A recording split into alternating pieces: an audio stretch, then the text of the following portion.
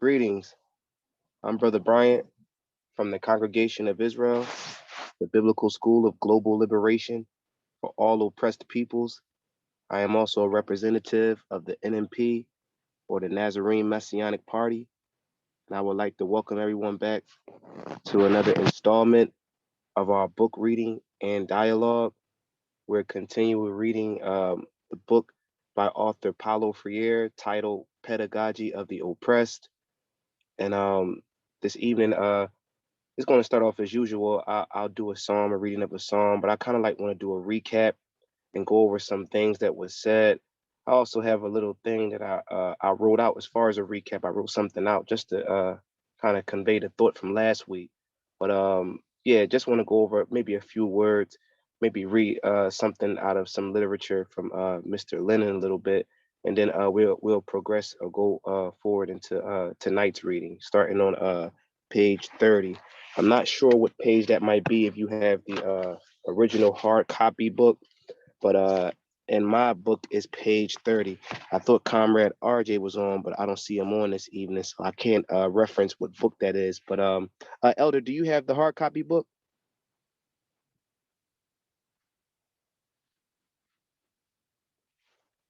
Elder, you there? Well, no worries then. Yeah, so first let me start off with the psalm. So give me 1 second. I want to grab this psalm real quick. And this evening, I'm going to be reading Psalms 48. Psalms 48. It reads, Great is the Lord, and greatly to be praised, in the city of our God, in the mountain of his holiness. Beautiful for situation. The joy of the whole earth is Mount Zion. On the sides of the north, the city of the great king, God is known in her palaces for a refuge. For lo, the kings were assembled. They passed by together. They saw it, and so they marveled. They were troubled and hasted away. Fear took hold upon them there, and pain as of a woman in travail. Thou breakest the ships of Tarshish with an east wind, as we have heard, so have we seen in the city of the Lord of hosts, in the city of our God. God will establish it forever. Selah. We have thought of thy loving kindness, O God, in the midst of thy temple. According to thy name, O God, so is thy praise unto the ends of the earth. Thy right hand is full of righteousness. Let Mount Zion rejoice. Let the daughters of Judah be glad because of thy judgments. Walk about Zion and go round about her. Tell the towers thereof. Mark ye well her bulwarks. Consider her palaces, that ye may tell it to the generation following. For this God is our God forever and ever. He will be our guide even unto death. And that was the book of Psalms, chapter 48. The book of Psalms, chapter 48. So, excuse me, without further ado, I just want to get right into this. I want to give you guys just a brief recap on what was said last week.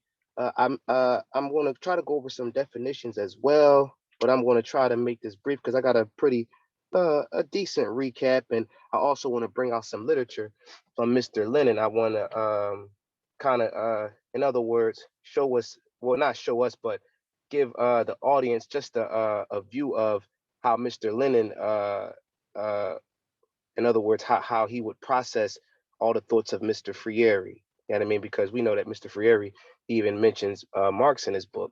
So when I bring out the literature from Mr. Lennon, God willing, the audience will be able to see how Mr. Lennon feels about literature and books and stuff like that. So and I'll bring out some couple of things more from him too. But I just want to get to a certain point of Mr. Lennon's writings. But let me just recap last week.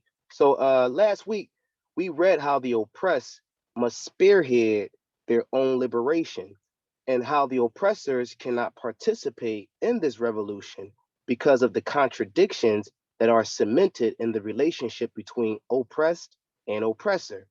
If the oppressors benefit from the labor of the oppressed, any form of liberation will never be achieved or realized. And why, some would ask? Well, it's obvious. The oppressor does not want to surrender his or her authority.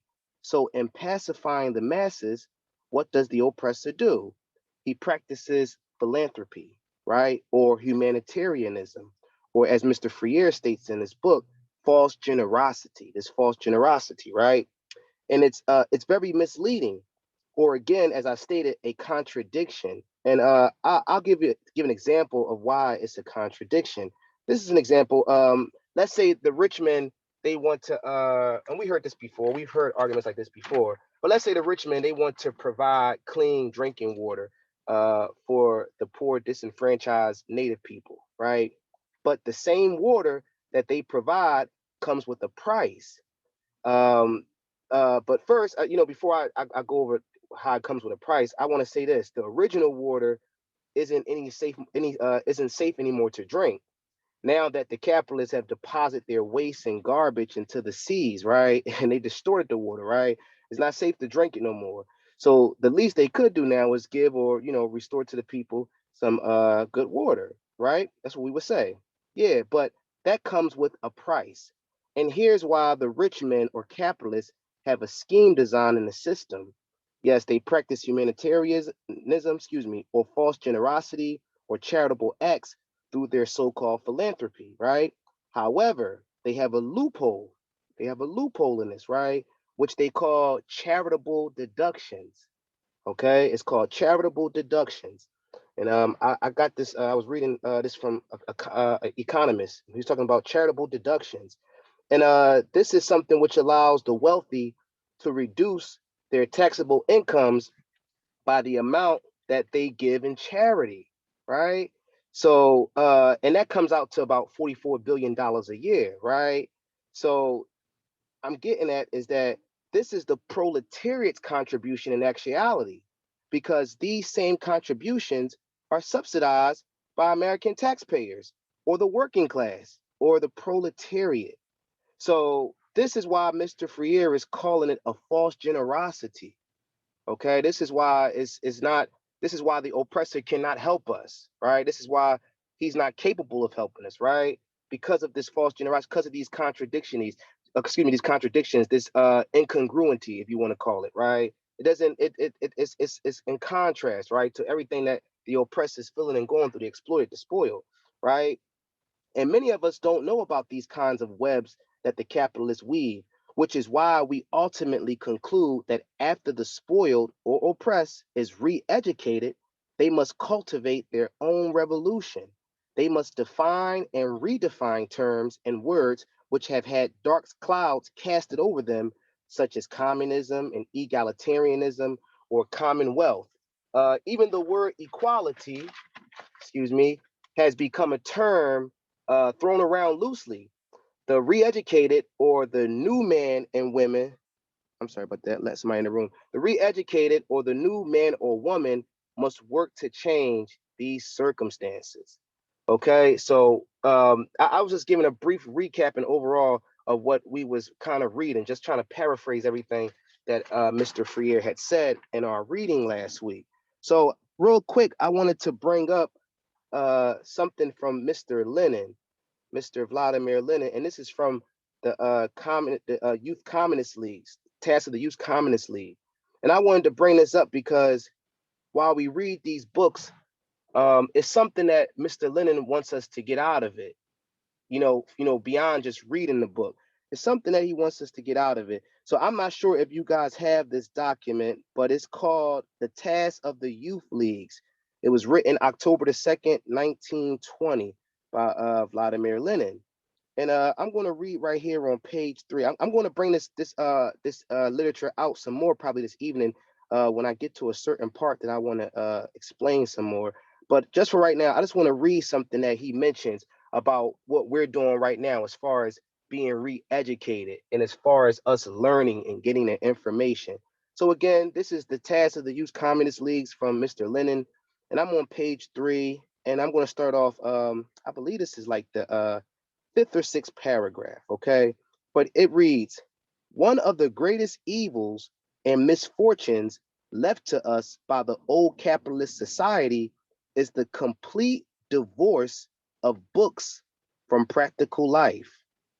Okay, notice it says, for we have had books in which everything was described in the best possible manner, yet these books, in the majority of cases, were most disgusting and hypocritical lies that describe capitalist society falsely.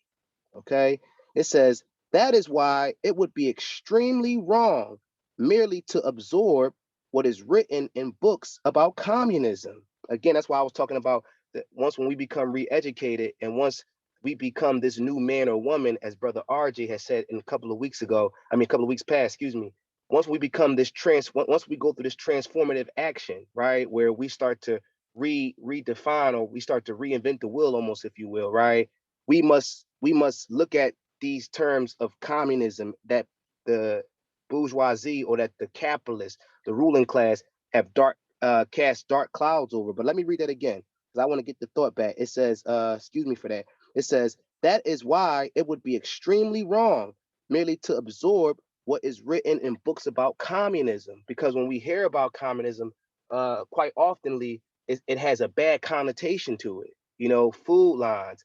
You doing the same job as me, and you getting paid the same as me. So Mr. Lennon is arguing that we have to deal with these situations. We have to deal with these problems. Like the problem of communism is something that's going to create all kinds of deprivation and all kinds of hell-like conditions, right? In reality. So let me continue to read. I don't want to break this, the distinguished man's thought up, but it says, in our speeches and articles, we do not merely repeat what was formerly said about communism, because our speeches and articles are connected with our daily work in every branch.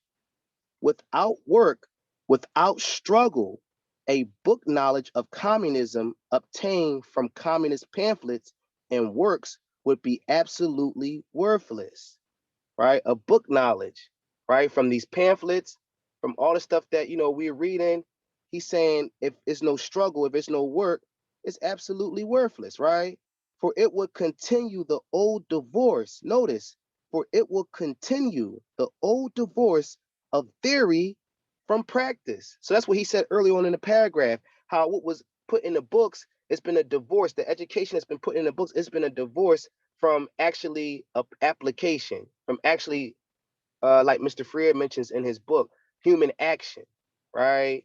He mentions that in the book that especially the paragraphs we were reading last week. He was talking about how human action only becomes human when the action doesn't isn't designated at just an occupation, but as a preoccupation, right? And I'm going to bring it out a little bit later on about the occupation and preoccupation and defining it and showing what he means by that. But I want to continue on real quick. It says, excuse me, let me read that again. It says, a book knowledge of communism obtained from communist pamphlets and works would be absolutely worthless, for it would continue the old divorce of theory from practice. That old divorce, which constituted the most disgusting feature of the old bourgeois society. It would be still more dangerous to start to imbibe only communist slogans. If we did not realize this danger in time, and if we did not direct all our efforts to avert this danger, the 500,000 or million young men and women who called themselves communists after studying communism in this way would only do great damage to the cause of communism. And I'm gonna hold that right there because it's some more that's being said and it's real good. But I just want to wait till a little bit later, maybe as we start to go through questions and answers, or towards the end of the readings. I want to get into the reading. Towards the end of the reading, I can bring out some more points from this literature. But for now, I want to start reading, and then if later, if nobody has any questions, not too many questions, then I want to go back a little bit and look at some stuff from last week just to bring to our attention. Maybe we can dialogue about it, certain definitions and things that was said, because I know we always get on here sometimes and we read and then we have a dialogue. But maybe this evening, just not too much different, but we can do something a little different. As whereas though I'll read some because actually I only read a couple of pages this week ahead of you guys, just to be familiar with what was being said.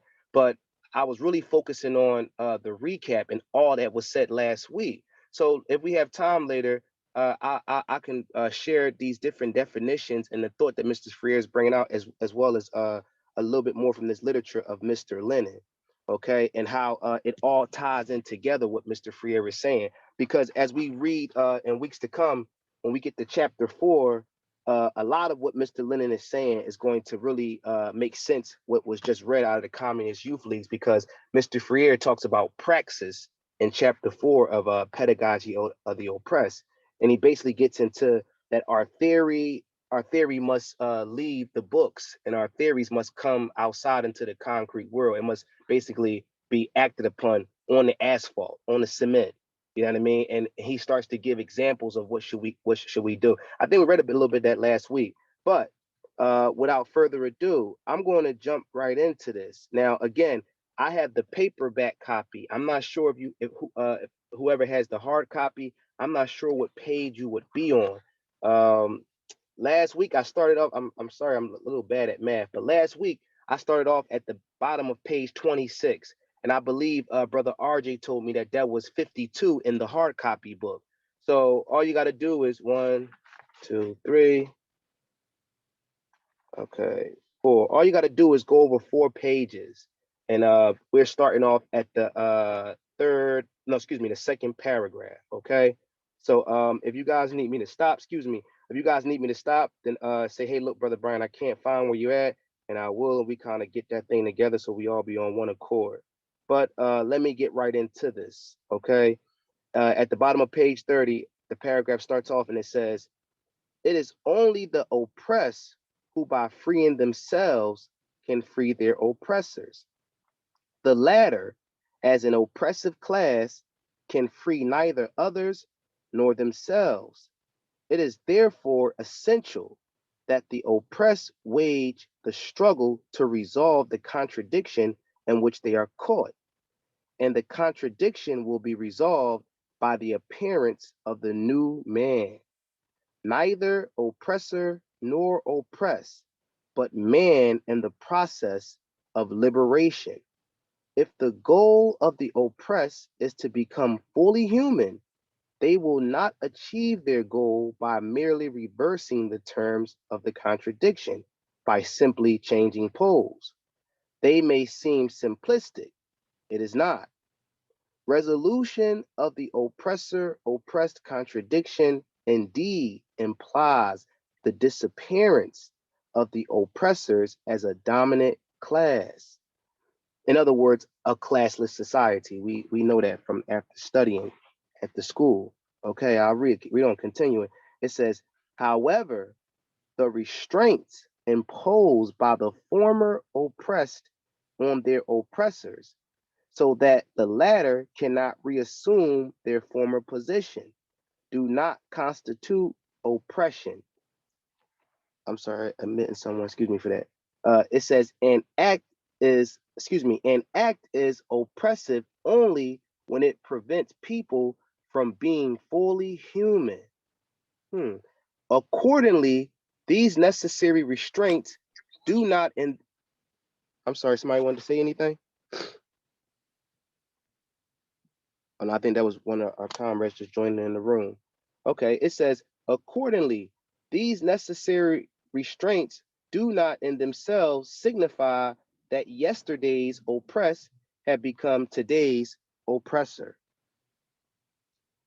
Acts which prevent the restoration of the oppressive regime cannot be compared with those which create and maintain it, cannot be compared with those by which a few men and women deny the majority their right to be human.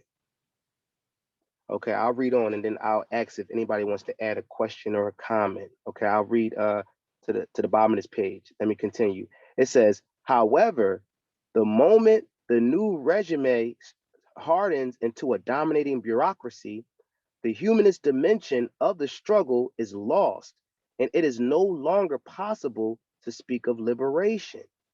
Hence, our hence our insistence that the authentic solution of the oppressor oppressed contradiction does not lie in mere reversal of position and moving from one pole to the other, nor does it lie in the replacement of the former oppressors with new ones who continue to subjugate the oppressed, all in the name of their liberation.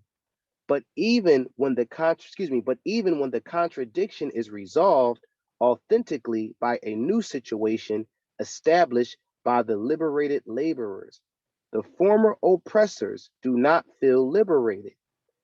On the contrary, they genuinely consider themselves to be oppressed, conditioned by the experience of oppressing others. Any situation other than their former seems to them like oppression. Formerly, they could eat, dress, wear shoes, be educated, travel, and hear Beethoven, while millions did not eat, had no clothes or shoes, neither studied nor traveled, much less listen to Beethoven. Any restriction on this way of life in the name of the rights of the community appears to the former oppressors as a profound violation of their individual rights.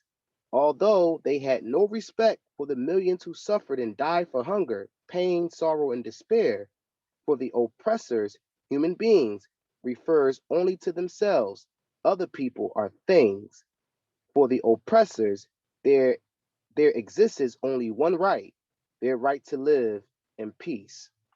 Did anybody want to add anything before I go along or move along?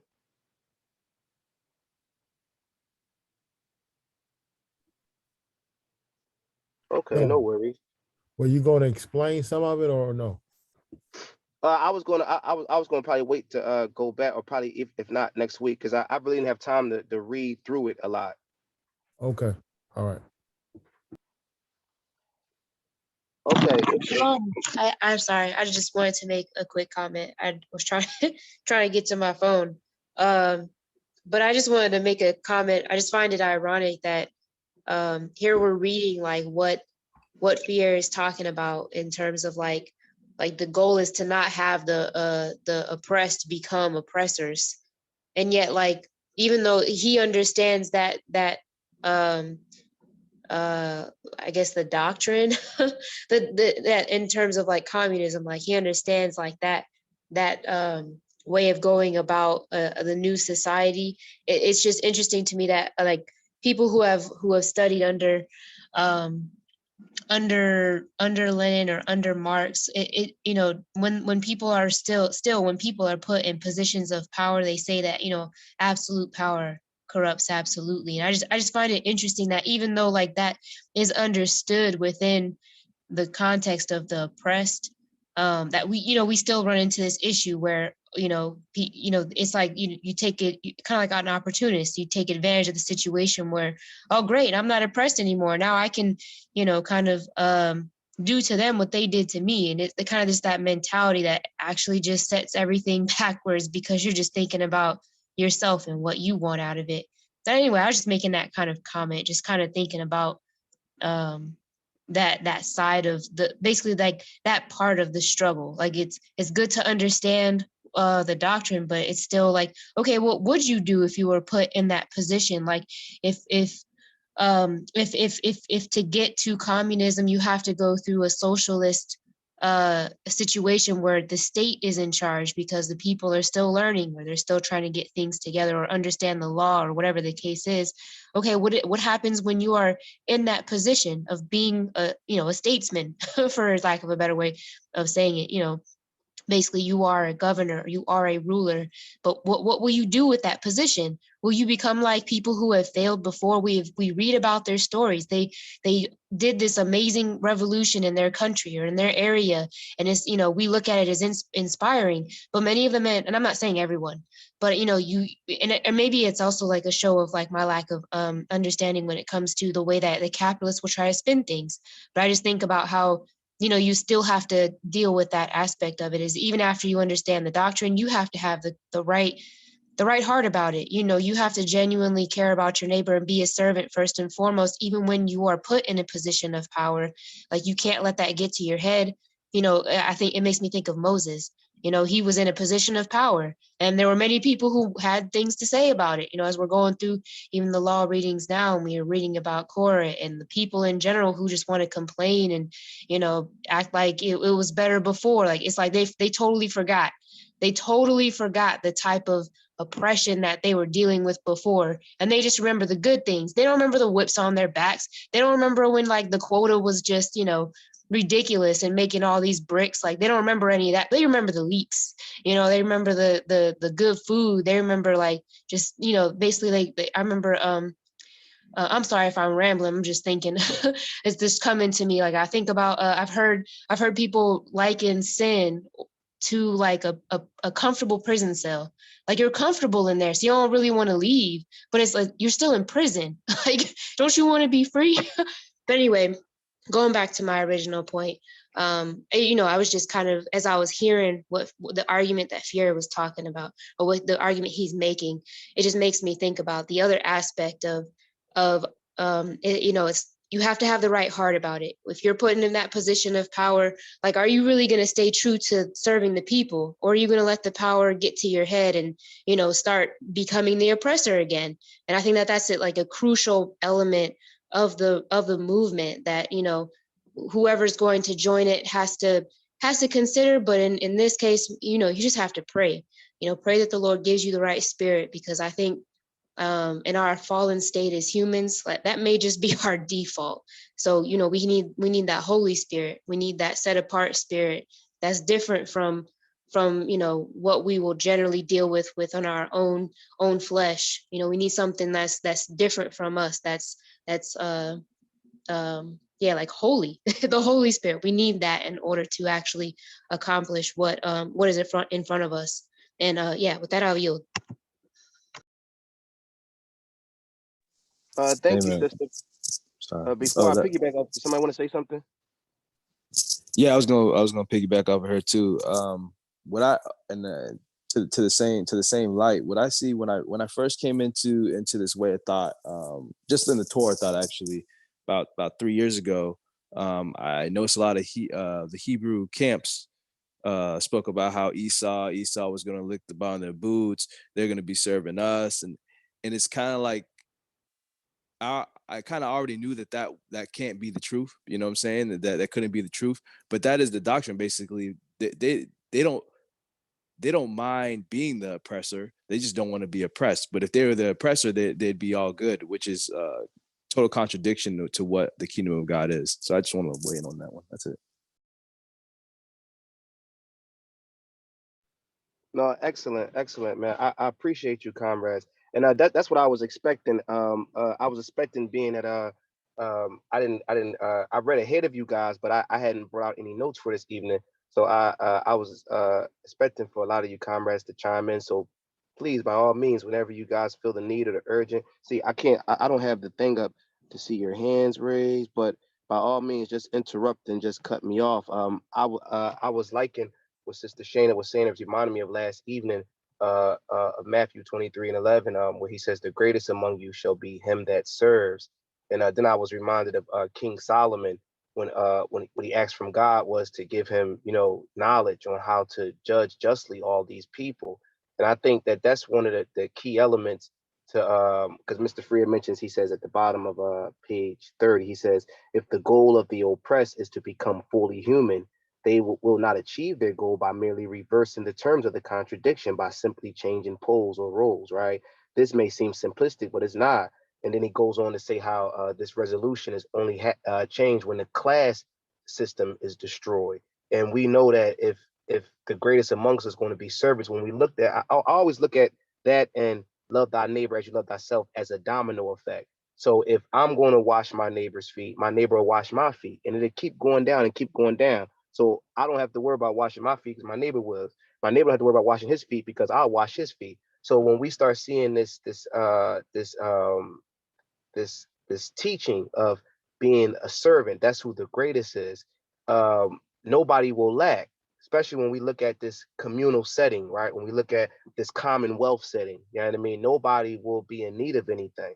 We was talking about that last night, how the poor wasn't, when you read the poor in the scriptures, it's not talking about, just totally deprived and deprivation and totally devastated. No, it's talking about people that's always going to need something. You're always going to have your brother or your sister around you that are in need of certain resources that they just don't have, right? So we see that that's always going to be inside of society, right? And it's all also, to me, I feel as though that being in society is what keeps us humble, knowing that, you can't become, like he's saying, we can't, he says, if the goal of the person to become fully human, they will not achieve their goal by merely reversing the terms. See, we can't afford to reverse the terms, because if the poor is amongst us always, and we know this as taking on the Constitution of Moses and practicing it, we know that the poor is always going to be among us. So we can never go to reversing roles to becoming oppressors again, because we know that the greatest is amongst us is them that serve. And that's the same thing what Mr. Lennon was saying, that we have to look at the term communism all over again.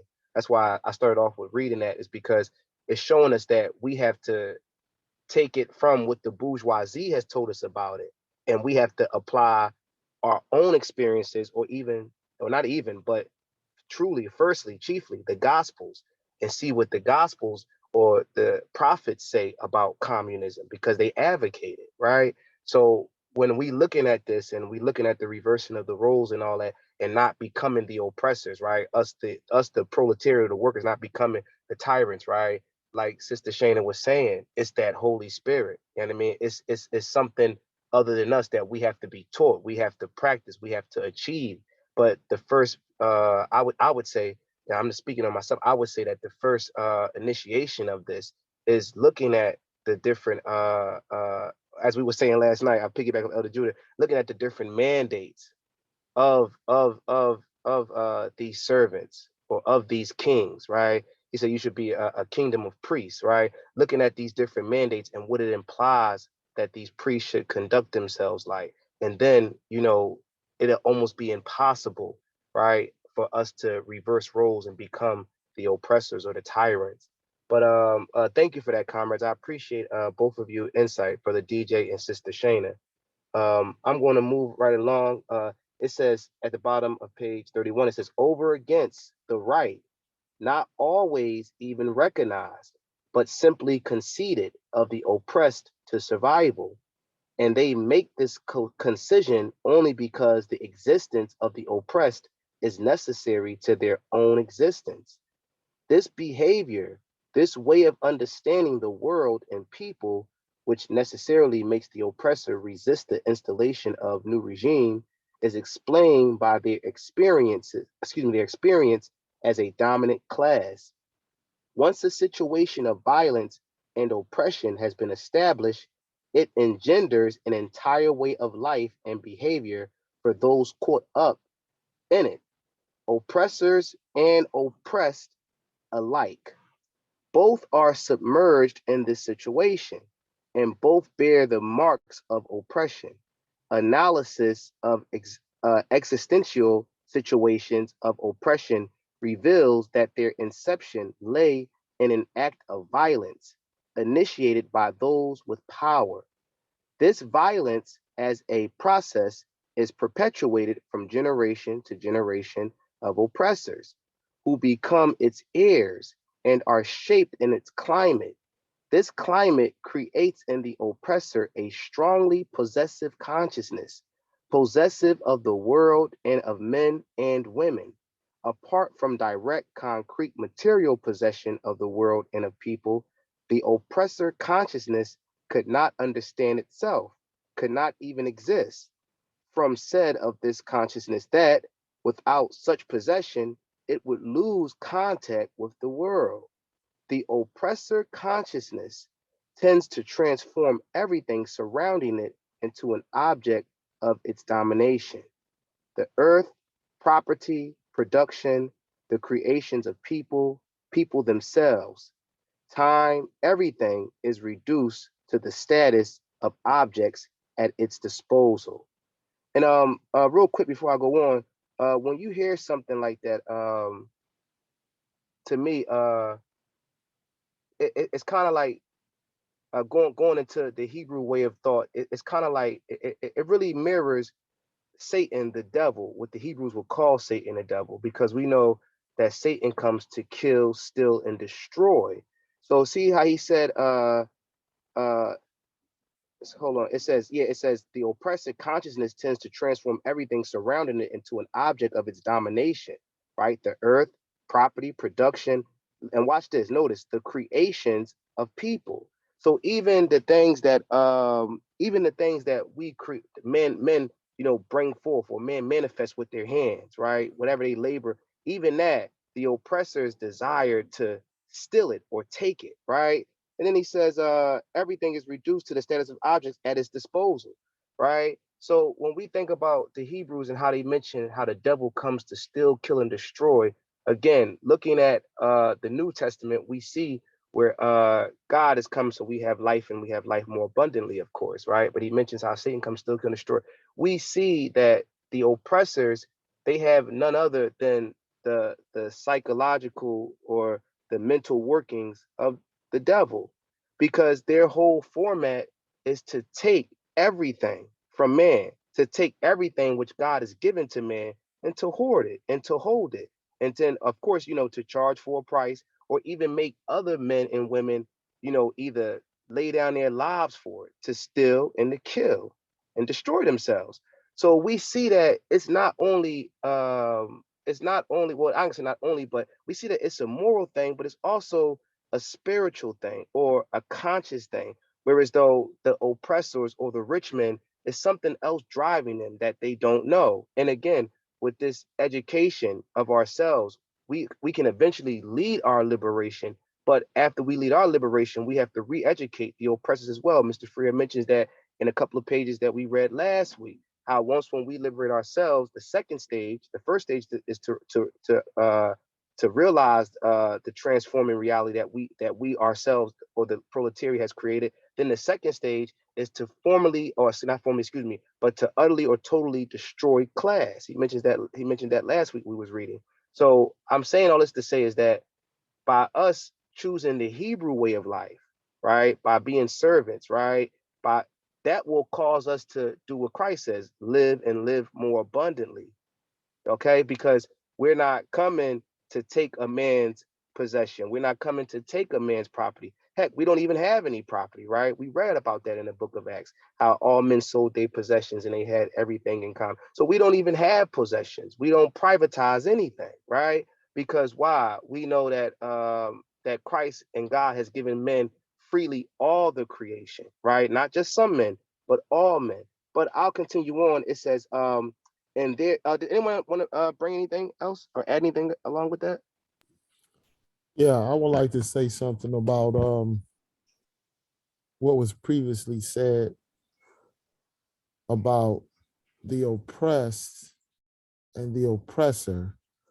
Once the oppressed receive power, it appears that they are oppressing the oppressor.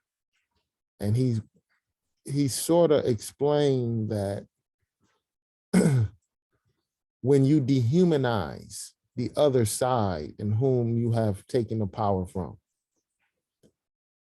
But then he said, but to the oppressor, if you have taken away his right to listen to Beethoven and all this other stuff, he will feel oppressed. And so, but as long as he's going to talk about it later on in the book as well, how when the oppressed receives power and them taking away the power of the oppressed to oppress others, even though the oppressor, the former oppressor, may feel oppressed, it is an oppression. Number one, because he isn't dehumanized.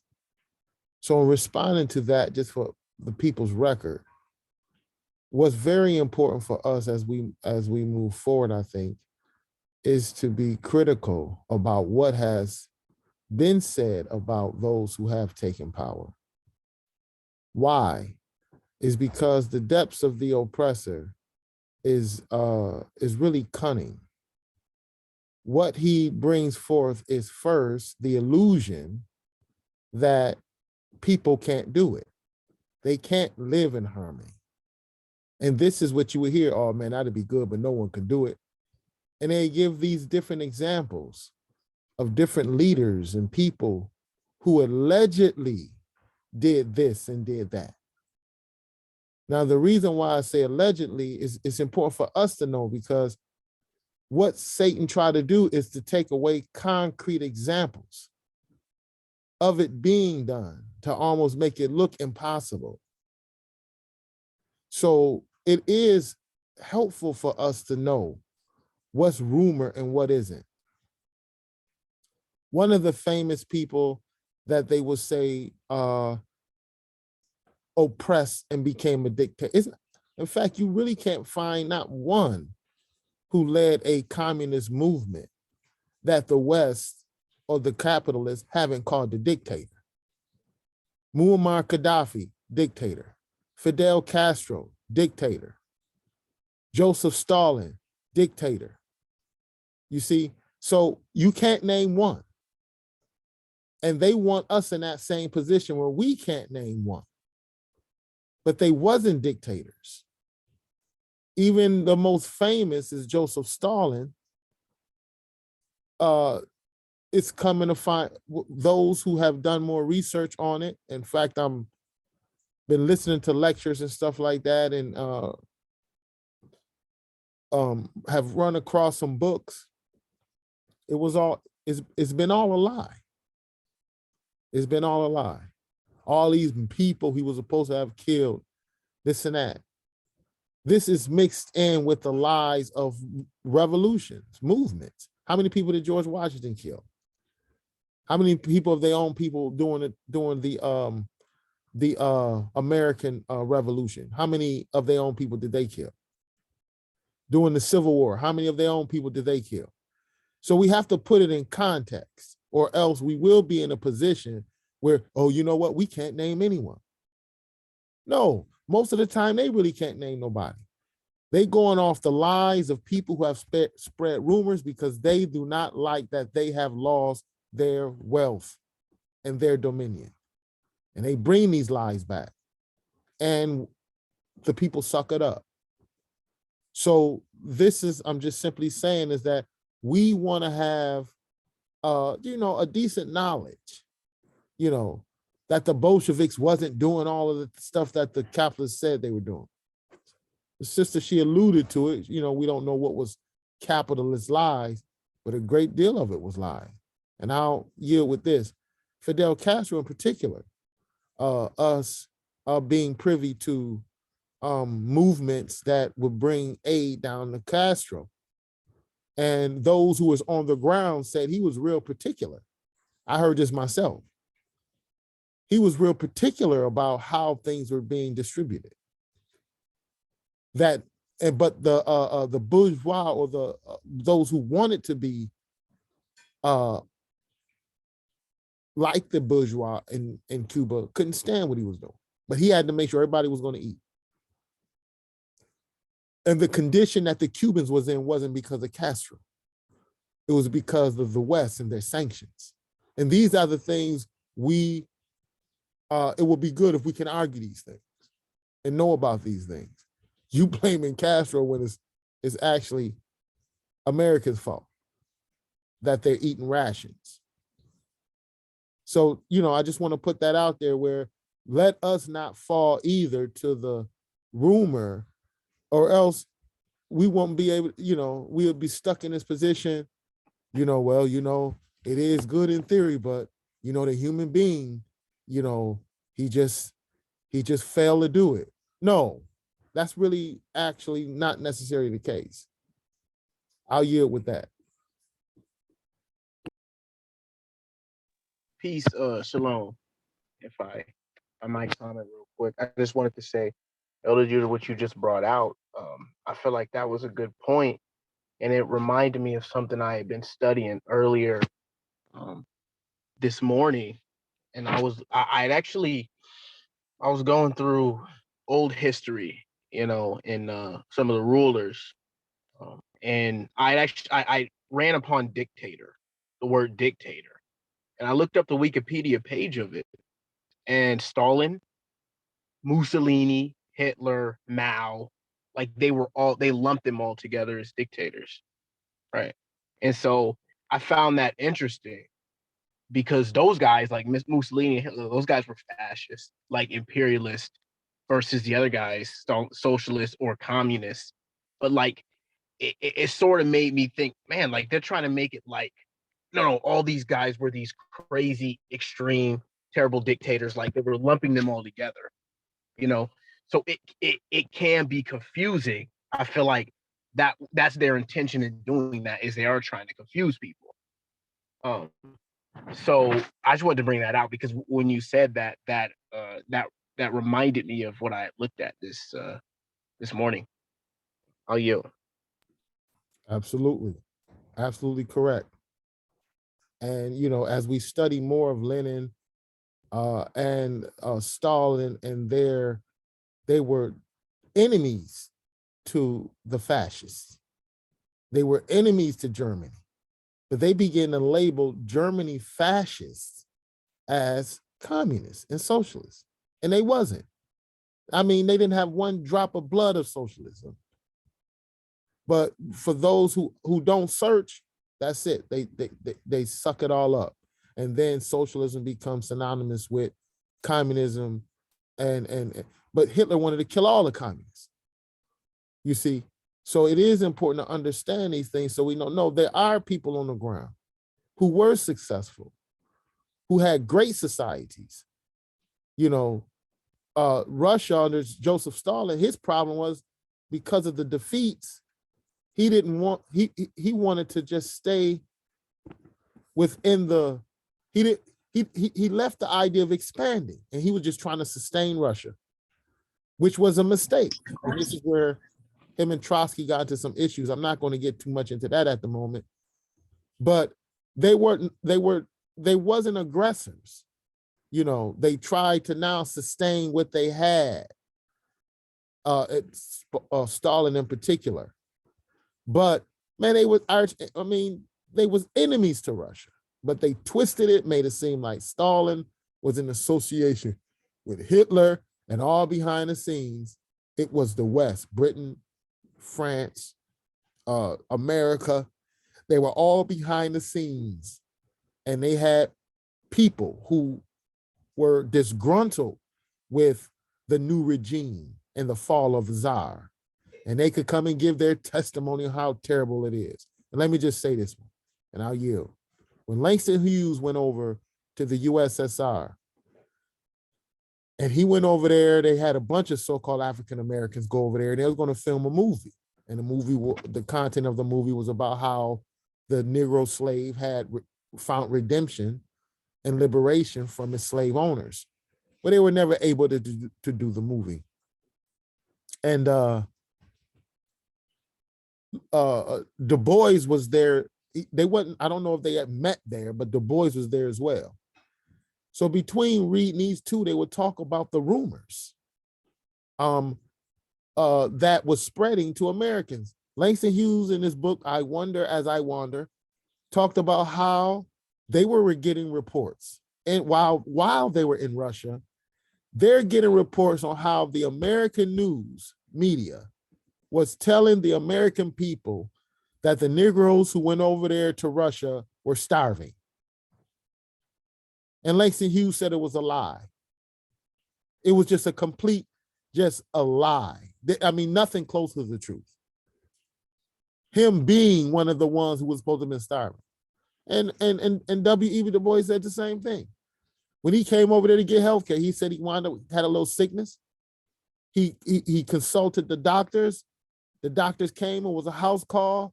I don't think it cost him a cent or just pennies on a dollar just for the remedy. And he was confused, and he told the doctor, well, we was told in America, your health care is like such and such and such and such. Now, this is Langston Hughes. I mean, this is Du Bois' testimony. And he said the doctor couldn't do nothing but laugh. It's just a lie. Getting past the lies, you know. So that's a good point. I mean, I like that you brought that to the attention. You go on Wikipedia, Here they have Mao and Stalin on a total opposite pole of Mussolini and Adolf Hitler. But the vast majority of people don't know that because they get most of their damn information off of some videos.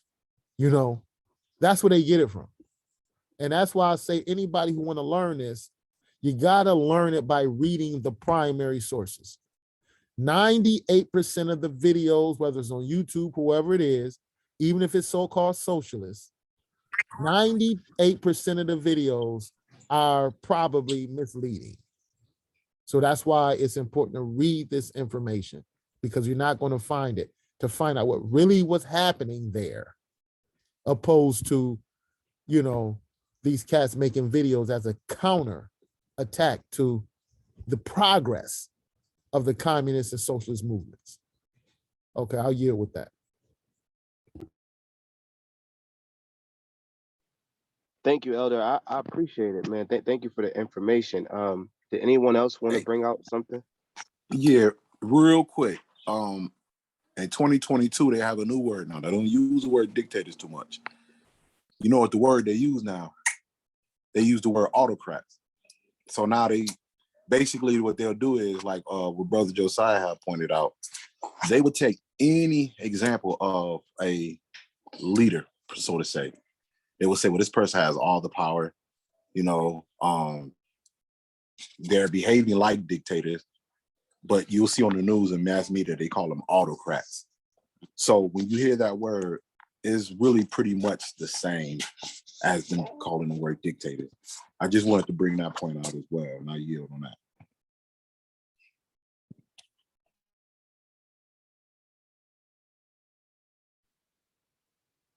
Yes, thank you, thank you. I appreciate it. I appreciate it. What I gather from all of what was said is going back to what Mr. Lennon said in the Youth Communist League about how we must redefine terms or define terms such as communism, because what we see, what we're faced with as being the proletariat or the working class or being the servants of God, what we face with is it seems as if the rich men or the the capitalists, they're going to narrate or dictate the story because they have the resources such as media, newspaper. So it's up to us, to do what we're doing now, educate ourselves, but then, really organize and see after we organize, okay, what do we attack first as far as the expression of boots on the ground? What do we go after first? Because if not, they'll keep giving the story in a different way. They'll keep interpreting the story in the way that they want the story interpreted. So it's up to us in order to bring awareness that, hey, look, this is not who these men were. This is not what these men practice, and this is not what these terms mean.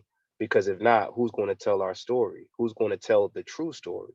So it's very important. Like Elder was saying, I'm starting to realize that too. As the weeks and years and days go by, I'm starting to realize that it's very important to read, and preferably primary sources. So that way we can get a grasp on what even like Mr. Freire, even his work is you can, when you read it, you can see his work is influenced by past revolutionaries.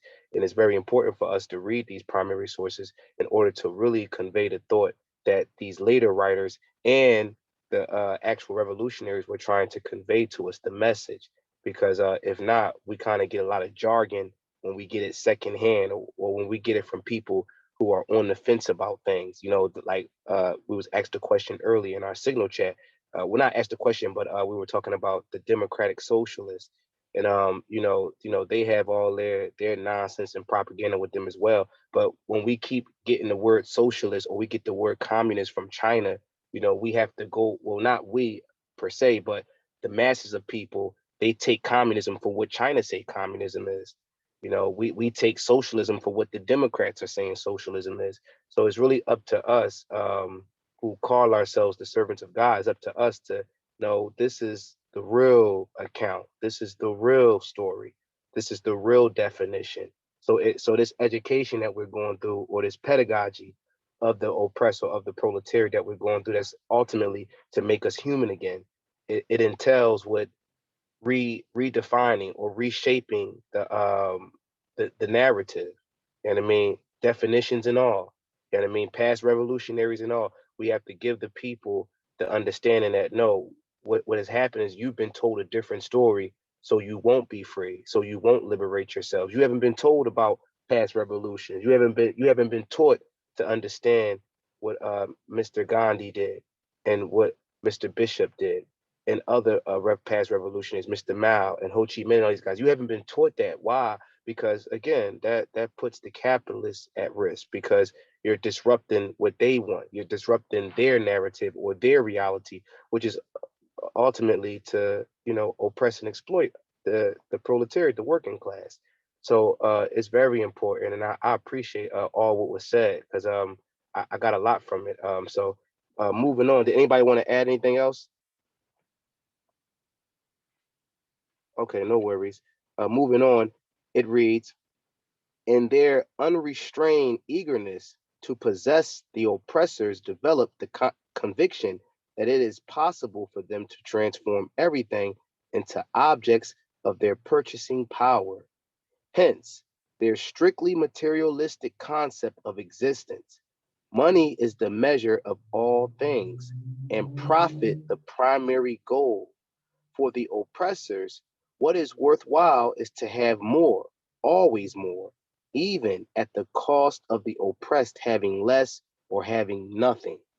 For them, to be is to have, and to be the class of the haves.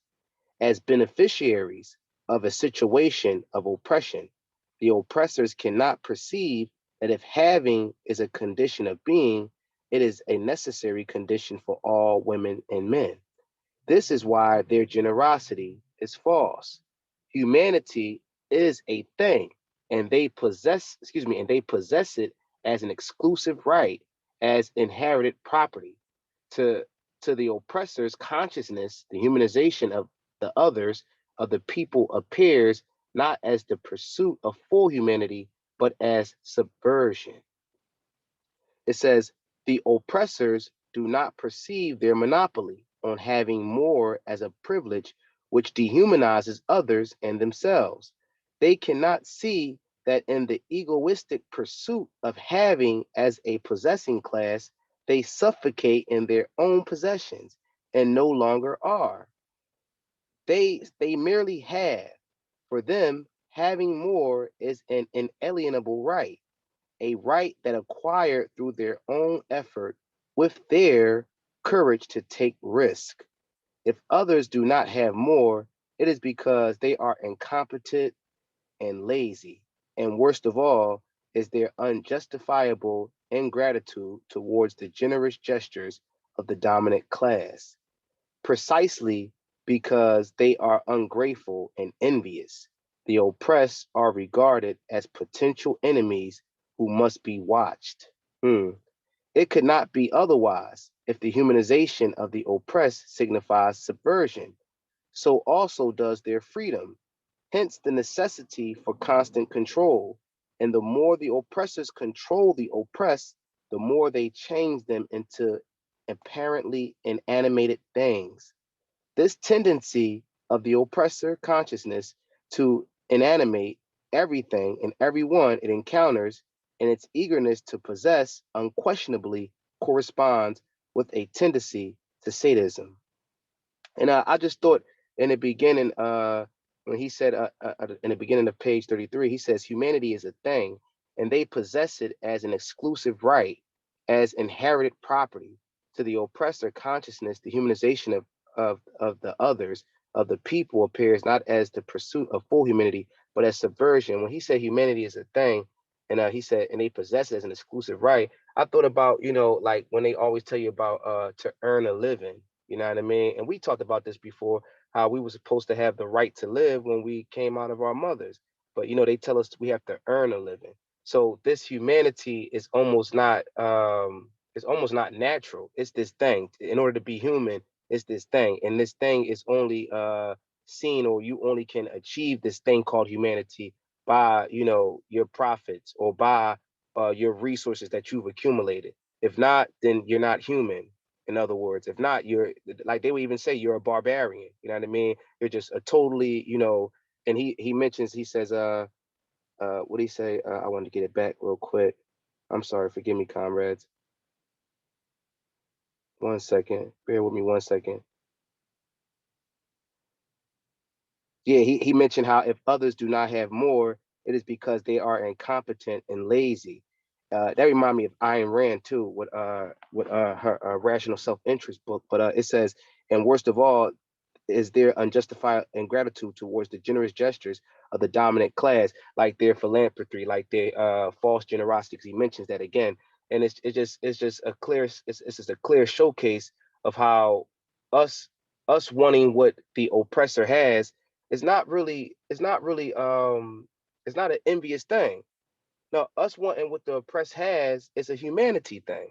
You know what I mean? It's about us being human. We want just as we want to live just as comfortable as everybody else. We don't want it to be classes and unequal, but they make it seem like that when we want what they want, oh, like he was saying in chapters before, we're envious or we're jealous or we're lazy. See, these are all the things that they put on every time when the oppressed gets tired of their condition and they rise up or they start to organize themselves and go against the capitalists. You know, the sentiment is, why y'all doing this to the capitalists? Y'all shouldn't do that. You know what I mean? No, we should work for our bosses. We shouldn't raise up. This is what we get because, like Elder Judah was mentioning, we don't know too many of examples of where people did something. So every time when we want to do something, is looked at as bad. We don't know about past revolutions where people stood up, and from them standing up, everybody, especially the working class, benefited from it.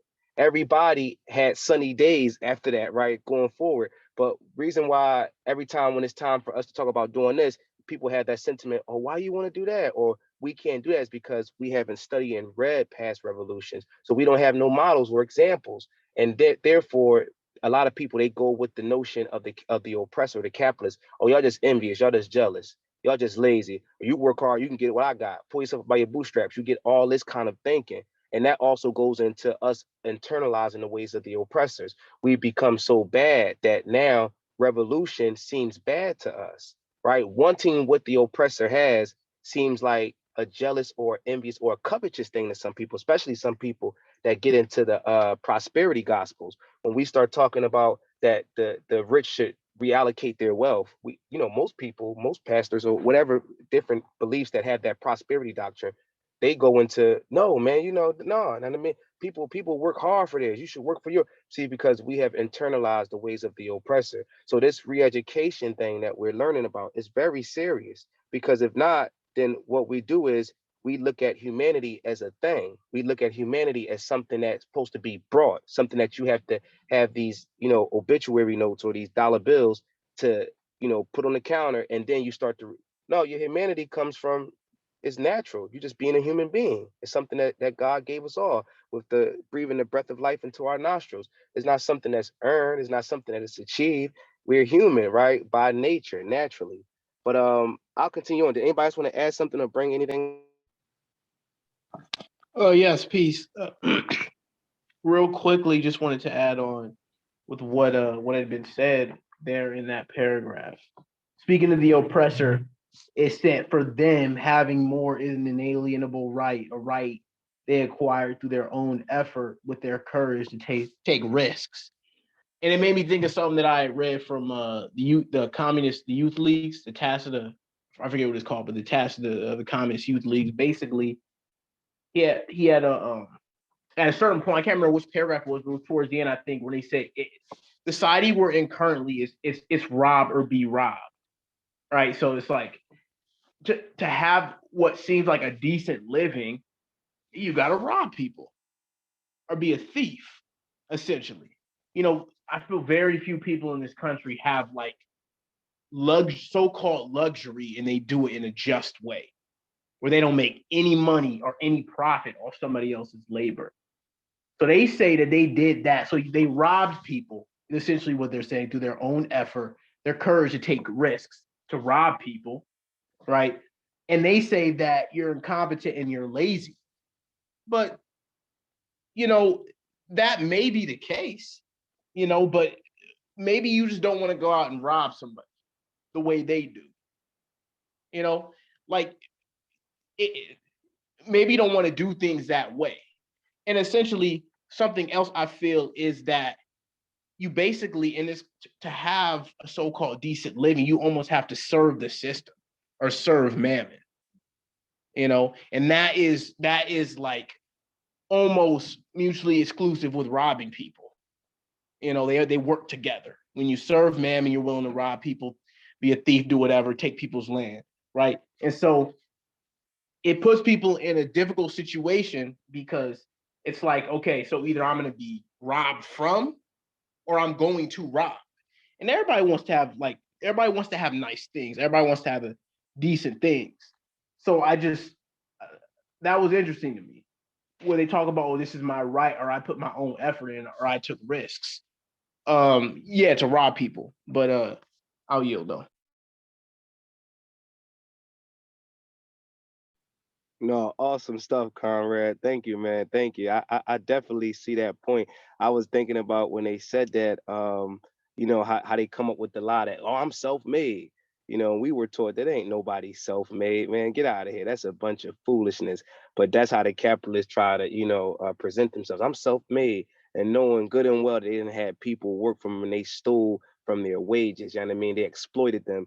But like you said, robbing people, I think that's a better expression to put it. Maybe others who are content with their wages, right? How Christ told the Roman soldiers, they don't want to rob people because we content with our wages. We don't want to, backstab people and basically, in other words, just rip people off, knowing good and well that they have the right to live too. They have the right to their humanity too. But I appreciate that. That was great, man. That was great. I totally skipped over that too and missed that. But great point. This is awesome because this is what I expected for this evening. Being that I was a little ill prepared, I expected the comrades to come and with a safety net and save a brother here.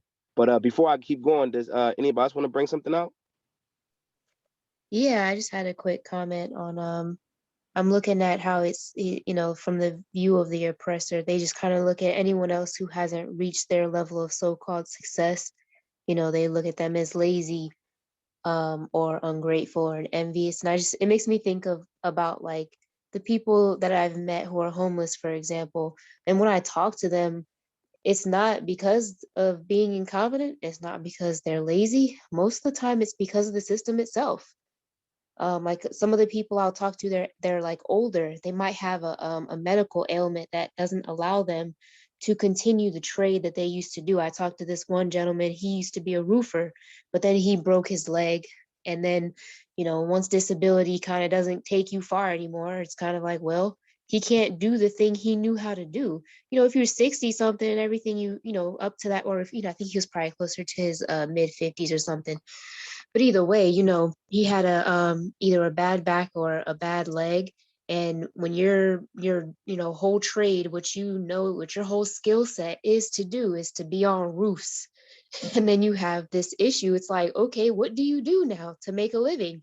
What else are you supposed to do now? And especially if you're kind of an elder, you may or may not be very tech savvy, and that's where most of industry has gone to. Most of it has gone online. And if you don't know how to work a computer, if you're very slow with it, how are you going to find a job that you can do while having your medical ailment? So, and this is just one example, but a lot of the people that I've talked to, and I'm not saying that everybody's like this, where just circumstances were, and even when I say that, like sometimes people, they will appear lazy, and they kind of might even admit it to themselves if they give themselves time to talk about it or think about it. But I still think that it all boils down to the fact that the system itself is set up the way that it is. We, even in this generation, this younger generation coming up, I feel like a lot of us kind of just look at it and we're just like, man, what are we supposed to do with this? Like, you go to school and have thousands of dollars of debt, and then what's the job that you get coming out with an associate's degree? You getting $16 an hour. Like, okay, minimum wage in some areas was just raised to $15 an hour. Like, how are you supposed to pay off your debts and survive? You know?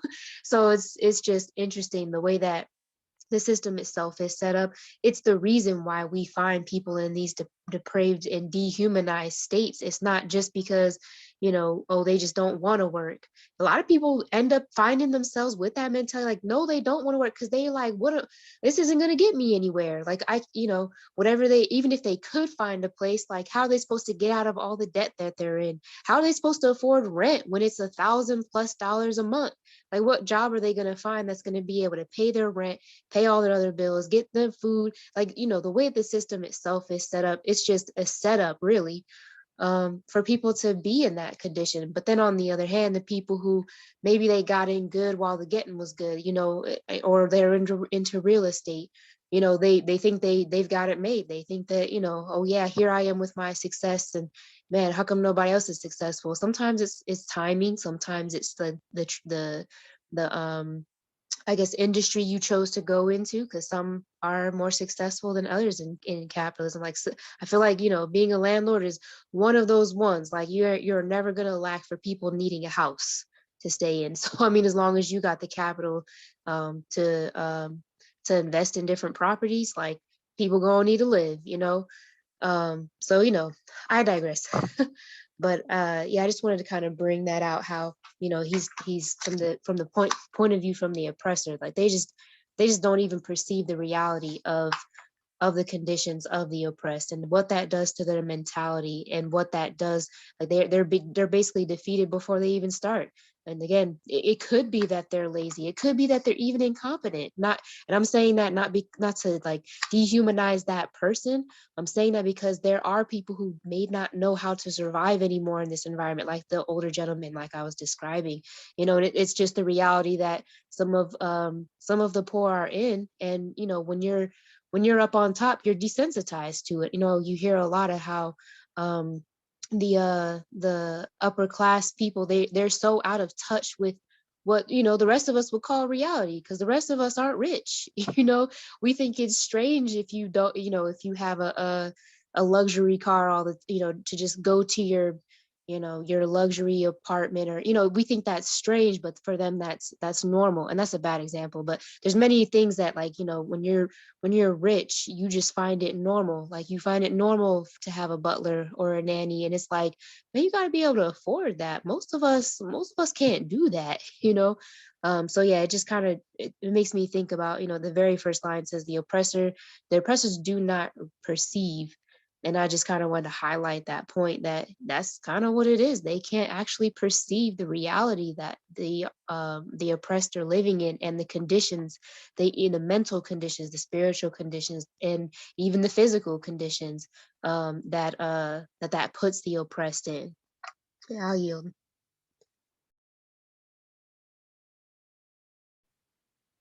No, that was excellent. Did anybody want to bring something out?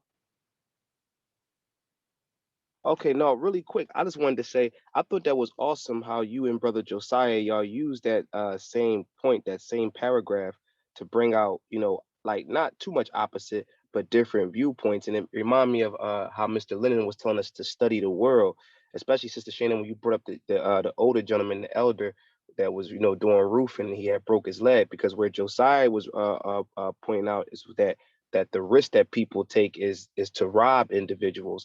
And I heard you mention something, Sister Shayna, about real estate, and we know that that's part of the risk. That's part of the robbery, right? To charge people. We learn about that in Torah, right? How this real estate and privatization of land is the robbery. But you brought out an aspect or position of how, again, Mr. Freer mentions that the oppressors don't even perceive it, so they can't see that, having a butler, like you mentioned, having a butler is not normal. You see what I'm saying? So I liked how y'all both had that. Y'all both used that same point, but y'all brought out different views of it.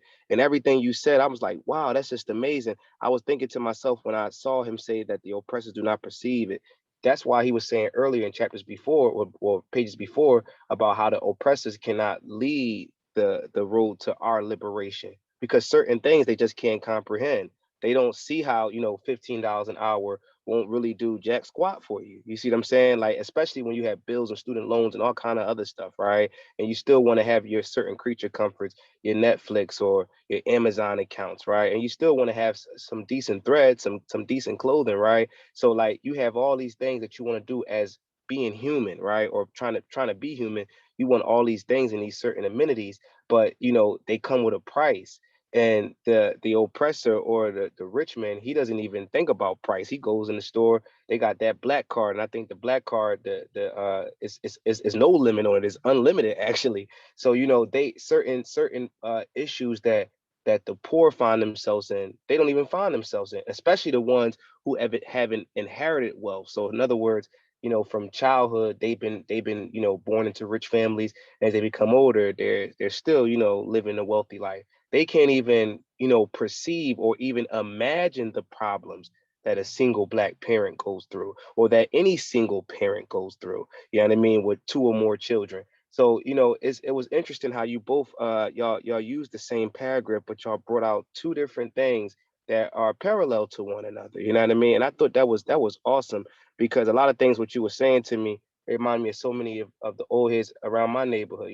They had all these different skills and they different craftsmen, but hey, broke my leg. Hey, fell off the ladder, broke my back. And now they not standing in the middle of Broad Street with a cup in their hand because they want to be embarrassed. But hey, I don't have anything. You know what I mean? Workman's comp, it's done. You see what I'm saying? So we start to realize that not everybody is just lazy for the sake of being lazy. Not everybody's in their condition because they just lazy. A lot of people, they've been faced with different types of things that the system has instituted. They faced with different types of disparities that the system doesn't really give them a way out of. You know what I mean? Only thing it gives them is a bridge and a tent, and there you go. You know what I mean? It's really, you can't get out of the situation. So I thought that was real interesting how both of you used that paragraph to bring out some great points. I appreciate that very much. So I appreciate it, comrades. Did you Yeah, guys want to add anything else?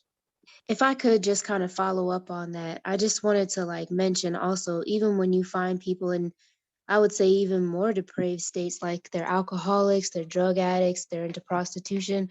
As we're talking, I'm beginning to wonder if maybe like it was just the system that put them in that position to begin with. But then when you're living out on the streets and you got to figure out what to do with your life, like you got to do something. Or you're on the streets and it's everywhere around you. You got drugs everywhere, you got alcohol everywhere. Like what else are you supposed to do with your time when you can't do anything else? Like I'm just thinking like maybe that's why we end up finding people who are, essentially, like it kind of makes me think of, excuse me, the different I guess people that Christ had helped, like they had these different lunatic spirits on them and whatnot, or these spirits are, I don't totally understand it, but I can kind of imagine like when you're watching someone who's been on the streets for years and they're into drugs or they're into alcohol and they talk to themselves, they yell at anything or nothing. You're like, as a passerby, or you're standing watching them, you're just like, it depends on what kind of mindset you have. But if you have the kind of typical mindset, you're just like, man, that person is crazy. Like, what is, they made some terrible decisions to get where they got, and I ain't going, you always say that I ain't going to do that. But almost every one of these people, it's not like they asked for this, they didn't want that. At least I imagine they didn't want that for themselves. So yeah, I just kind of wanted to point out how even when you find people in these situations where, yeah, they're there not by choice, but then they basically end up getting into an even worse situation because they're still out on the streets, and their mentality, their physical appearance, it just gets worse and worse. And like my heart just really goes out to them, even though like when I'm talking to them and I know they're not in their right state of mind, it makes me just think like, I don't really know what's going on. I don't know what happened. I don't know how you got here, but I kind of attribute it all to the system at this point, now that I've begun to understand it more. As people just, they stay on the streets, and anybody who's in that position is there. And you can even kind of look at the drug dealer as the type of oppressor keeping people in this position. And then yet they are also, trying to make a living. It's just, all of it, how all of it works together is just, it's like the spider's web. It's just, it's very deep, and you kind of have to pick it piece by piece or tease it out. But yeah, I just was thinking as we were talking, like, wow, like yeah, even if I'm looking at someone who's in they're on the streets and they're an alcoholic or they're a drug addict, and you look at them like they ain't got nothing going for them, or they made wrong decisions. They got to get themselves in AA, or they got to clean their life up. And it's like, well, yeah, that's true, but consider how they got there. Like, did they start in that position? Like, and I'm not saying that maybe a person became homeless because they were a drug addict, or an alcoholic, and for whatever reason they lost their house or something. But I just think about, people who get into that position to begin with. It can be very easy to spiral out of control and to a point where you're not even, in some ways, recognizable as a human anymore. You're just kind of in this carnal beast-like state because you don't even have your wits about you anymore. And that's just, it just. This is the last thing I'll say. I was walking with I was doing a program with some kids with the Peace Center, and we were doing a community walk. And as we were walking, that lyric by it's technically not by Lauryn Hill, but she used the lyric "Killing Me Softly." I saw in graffiti on one of these kind of abandoned buildings. It said drugs are killing me softly, and I was like, man, that just hurt my heart because I was like, yeah. I can't necessarily relate. I'm not doing drugs necessarily, but I just was like, wow, that is, I don't know, it just hurt my heart. And I had to keep it moving for the sake of the moment. But like when I thought back to it, I was like, wow, that's just really sad. Like that's just true. But anyway, I'll yield with that. Hey, I want to No, say something for like, it makes me think about Ecclesiastes when Solomon said, "Oppression makes a wise man mad." It also made me think about in Matthews where Yeshua had healed a man of unclean spirits, and the unclean spirits called themselves Legion. And an interesting thing, I talked to Elder Judah about this at one point, how the Roman squadron was called legions, and when the unclean spirits was cast, they went into a herd of swine. And I discovered later doing a little research that was part of Roman legion's occupation, that they would carry swine with them, not only for food but for the fat, the oil and all the other different things that they can use, because a pig is very low maintenance. But pigs had to be herded. They had to be bred in order for them to be used in such a quantity with the legions. And that job within itself could be oppressive, but you figure, just tailgating off what the sister was saying, how if oppression makes a wise man mad, imagine what it do to those who aren't as wise. It really hurts. A lot of people, man, do get a lot of mental disorder because of oppression. But the easiest thing for us to be able to see how that affects, how that works, you get people who you work and you working constantly, especially now where prices don't went up and your ends are not meeting as met. Me and my wife, we're in the process of looking for a new place, and these prices are ridiculous. Now we have to sit there and think, like, can we afford these rents or these prices along with utilities? And you get a lot of people that's in situations where they don't have nothing, nowhere else to turn. So they find themselves now paying probably 2-3 times more than what they've used to paying. And then on top of that, their wage didn't really go up. Yeah, and if you are making minimum wage of $15 an hour or things of that sort, that's not, because it goes right back into the previous argument. As they were fighting for the $15 an hour, by the time it's approved in most states, they'll be fighting for $20 an hour. Well, guess what? $15 an hour is about the same as it was when the minimum wage was $7 an hour, because prices done jacked up. And a lot of people are suffering. So there's more conversations about mental illness, especially after COVID, where people couldn't work. People didn't have those reliefs. But bills never stopped. Yeah, people went a time, maybe a year or so, without paying rent, but now eviction notices done kicked in. Or, you have people where you may live in a situation where It's like you still can stay there, you still can pay rent, but now you owe X amount of thousands of dollars. You know, and some people are in situations where your wages are garnished. It's many people are affected differently, but it's causing more and more and more and more stress. They try to attribute a lot of mental illness and a lot of stress concerning what happened during, COVID. But the interesting thing is that in these scenarios, it's always the capitalist who wins over hand over fist as far as the money that's being made. COVID, the medical, we all understand by now, it was the medical capitalists that basically got the big end of the stick during COVID. You know, it's like we see, for another example, we see what's going on with the Russia-Ukraine situation. The news will keep you surfaced on the top with these characters, but it's really the capitalists that are causing those people to suffer. And they're about to cause them to suffer worse now because look at Russia. But when I say Russia, let's not get empathetic for what we're learning about Russia. We have to also keep in mind what Russia is today. 70% of the income or 70% of the finances in Russia are controlled by 10 oligarch families. And, them selling gas to Europe, and now basically they're going to sanction Russia. So the idea of getting, but they're still getting gas. So it's like, we're getting gas from you. We're used to paying y'all in US dollars. Now Russia is saying y'all gonna have to pay us in our money, rubles. And if y'all don't pay us, since y'all sanction us, we're gonna turn off the lights.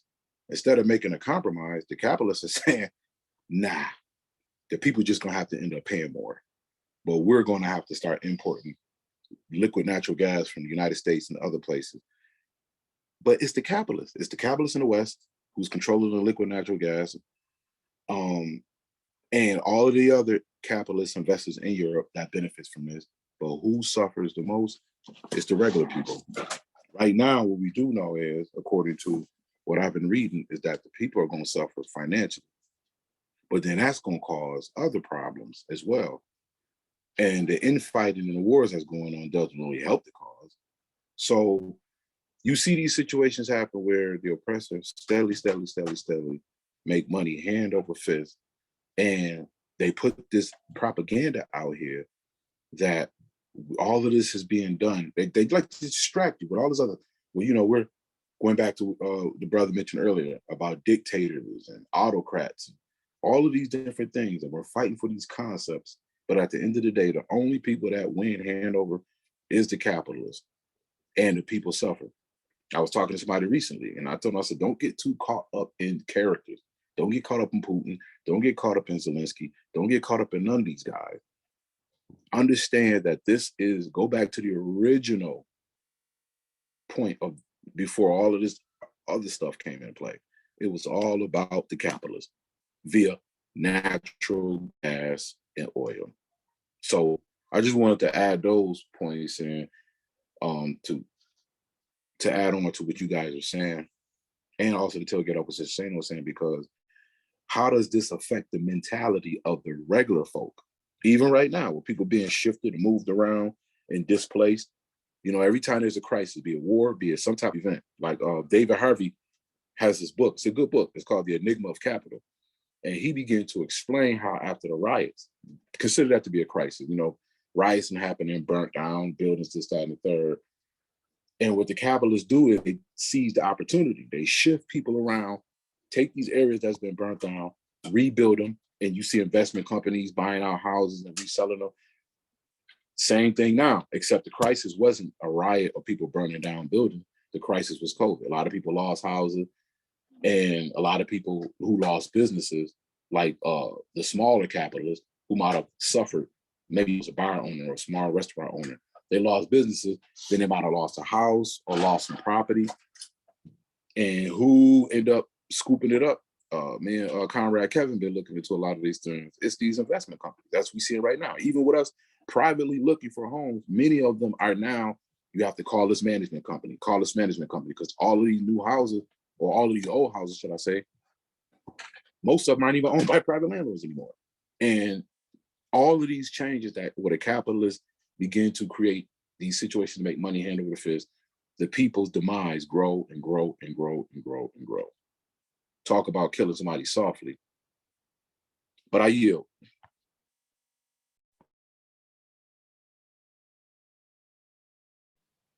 Man, awesome stuff, brothers and sisters. Awesome stuff. I appreciate it. Awesome commentary. Did anybody else want to bring anything out?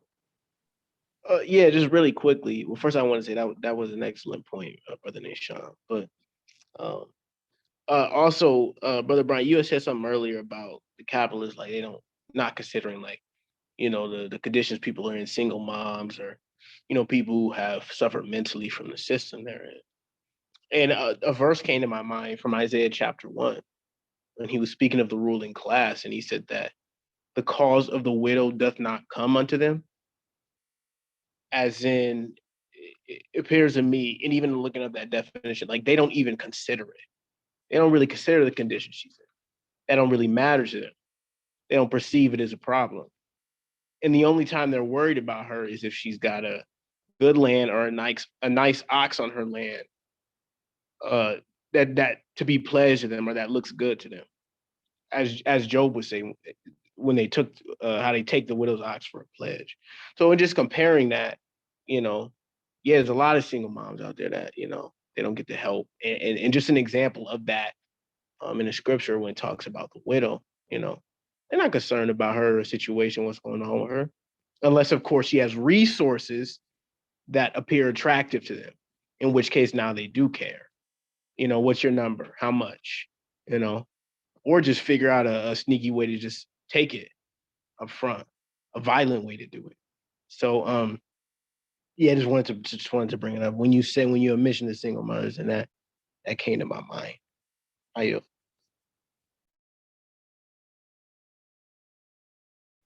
Man, excellent edification, brother. Thank you, brother.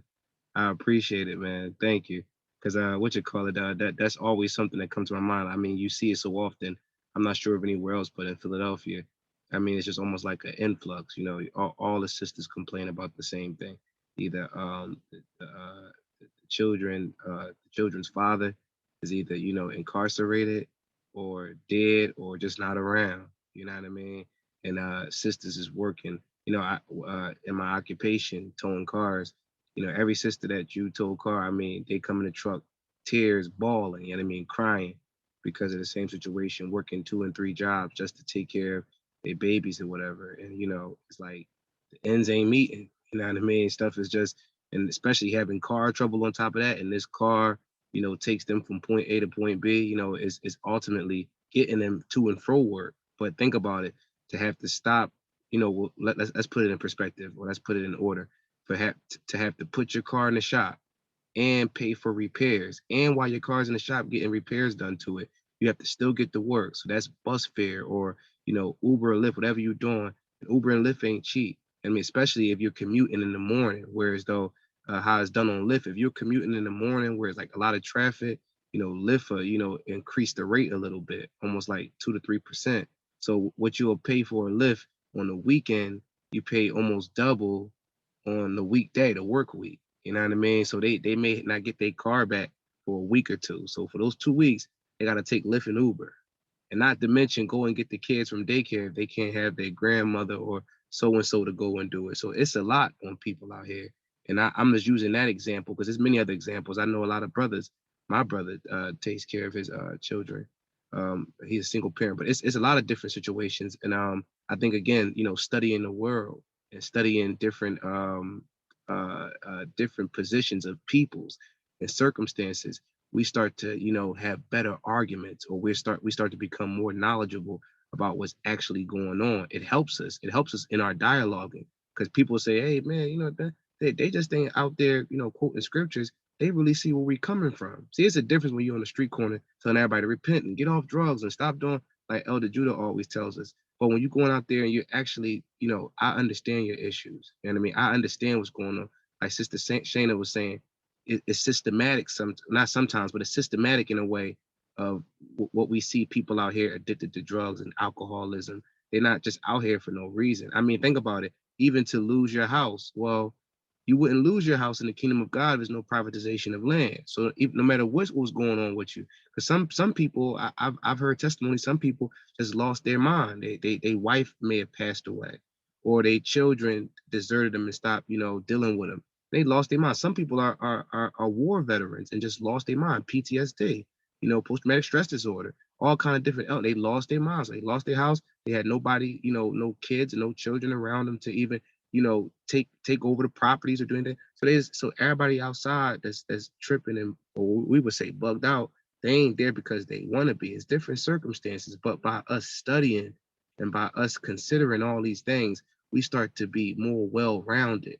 That way, when it comes to our servants towards the people will feel our genuineness, right? They'll see that we're the proletariat or the working class, which aren't practicing, some type of fake humanitarianism or some fake false generosity. So we're coming in the genuine. We're going through our own experiences as the oppressed, and we see them as oppressed, and now we're trying to re-educate them. So I think that everything that was said, man, was beautiful. It was well put. I appreciate all of you inputs. I mean, it was awesome. I mean, great edification, and man, let's keep it coming, please, by all means. If we have a little bit more time, because it's not too late. I don't want to hold y'all long, but it's 10:27. So let me just read a little bit on. Let me just get through a little bit more. And please, by all means, if anybody wants to bring anything else out, please do. I also wanted to bring out the fact, I'm not sure, so don't quote me on it. It was a teaching that Brother Judah had did not too long ago, maybe like a month or two ago. I think it was on how the Hebrews understand salvation. He was talking about that, about the different things that we see in communities or in society, all these, drunkards and stuff like that. And he was reading out of I think it was something about crime. I can't remember exactly. Maybe he knows. He might interrupt or speak on it later. But he was reading something about crime reports or something. And the people in this particular article, they were arguing that poverty creates mental abnormalities, that poverty creates mental abnormalities. So the conditions of not having a house, the conditions of having this substance like food, right? The conditions of running around rampant, trying to pay this bill, pay that bill, working this job, working that job, and all the while still being in a state of depravity, like still being in a state of less fortunate or have not.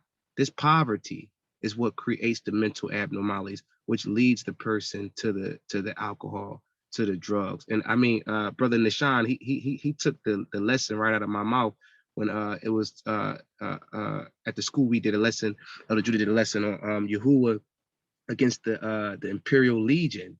And he was bringing forth how the lunatic man that was possessed with the devil, how he became lunatic because of witnessing all the different things from this I think it was like an insurgent army called the Legion, from witnessing them raping and pillaging and killing people.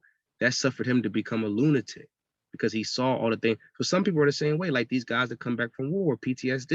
They didn't see things. Like my Uncle Ty, he was in the war.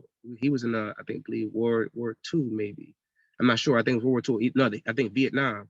And he was telling me different stories, you know what I mean? And stuff that he witnessed with his eyes that he can't even forget.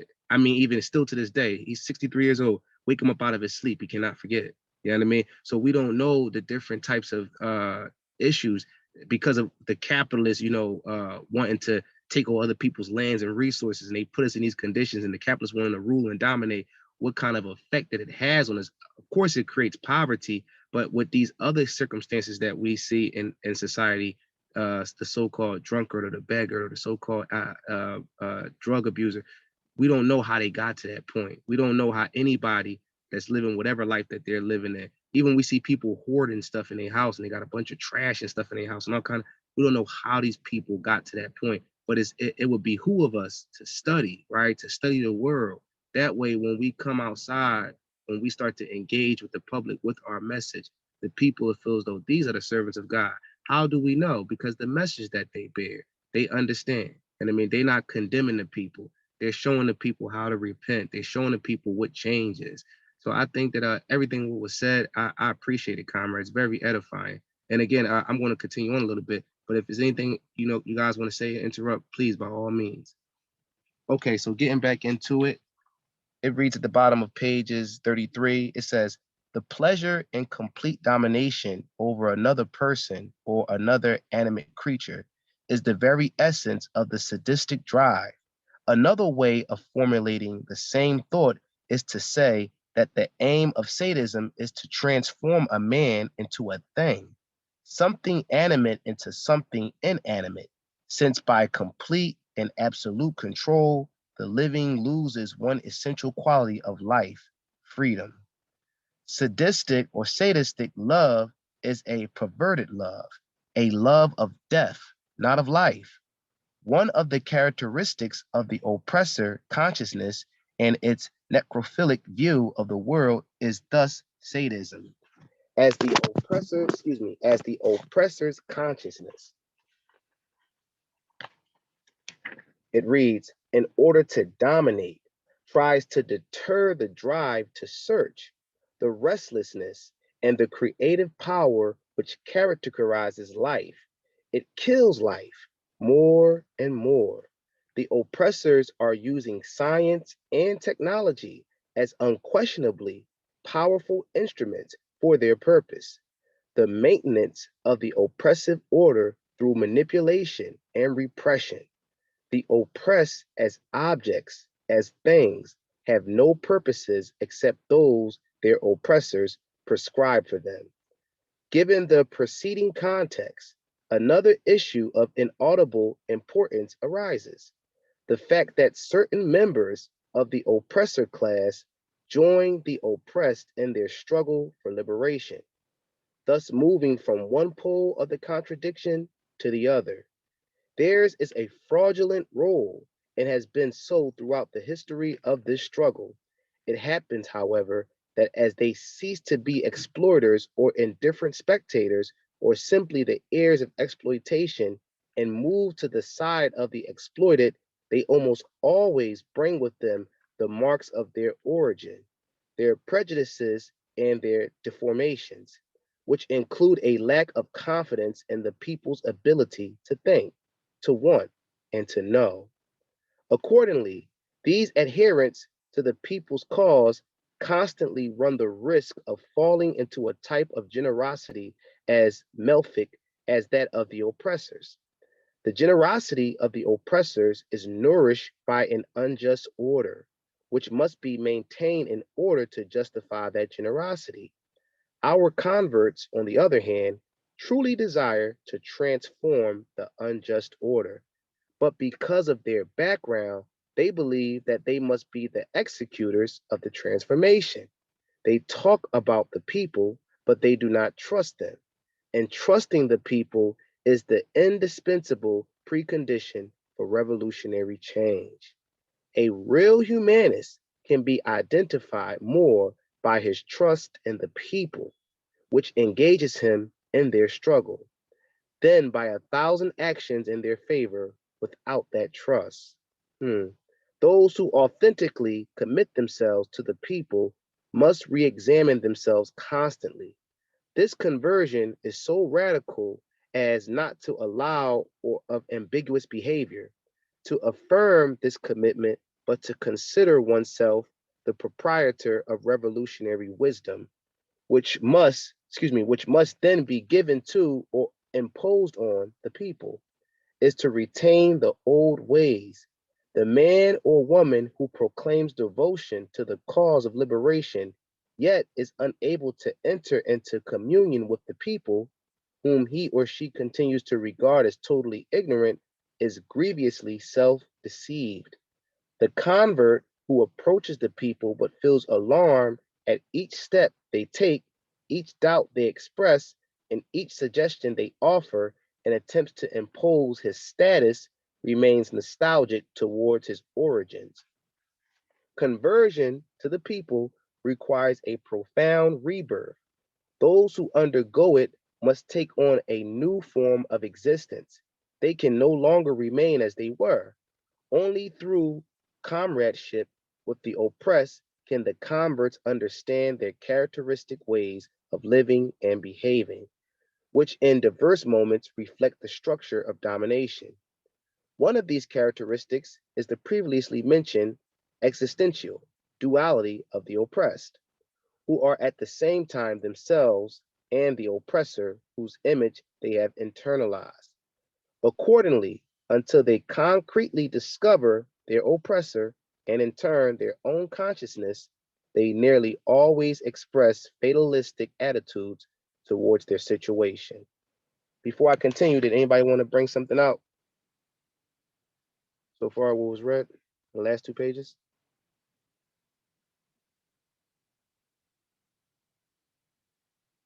Yeah, how far were you going? Because Well, I was going. it was a lot. It was a lot said there. I know. I know. I was just going to read the last this paragraph right here, and then stop on the next page, and that way I can go over it next week because it's almost getting to that time. It's like 10:40 so far.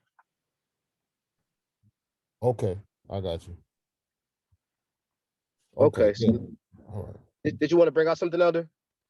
No, I'll let you finish because he said like he's bringing out quite a bit.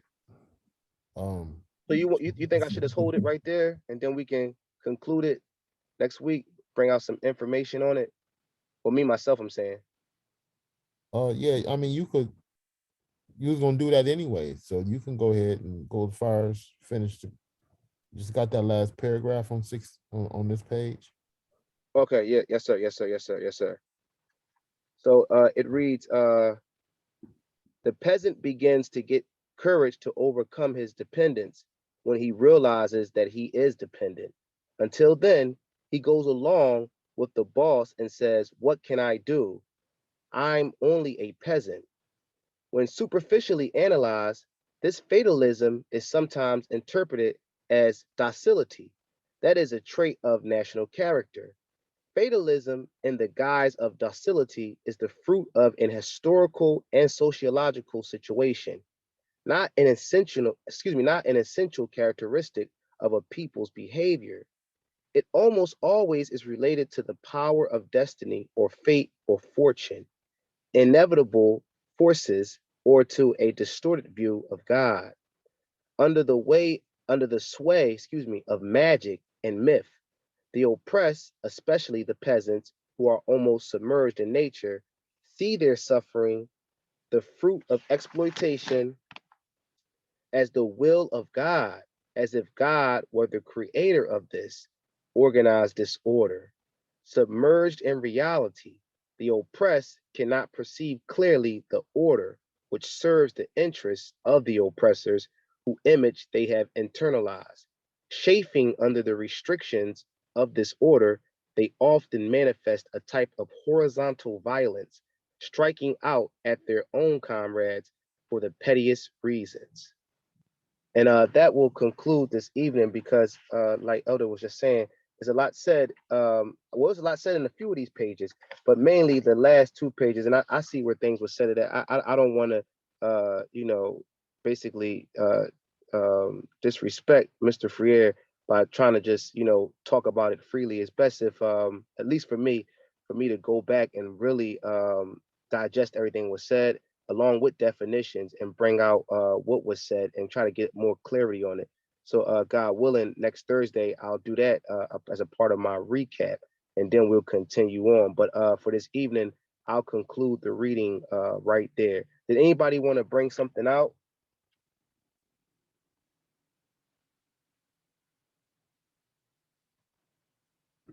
Nothing. Nobody have any replies.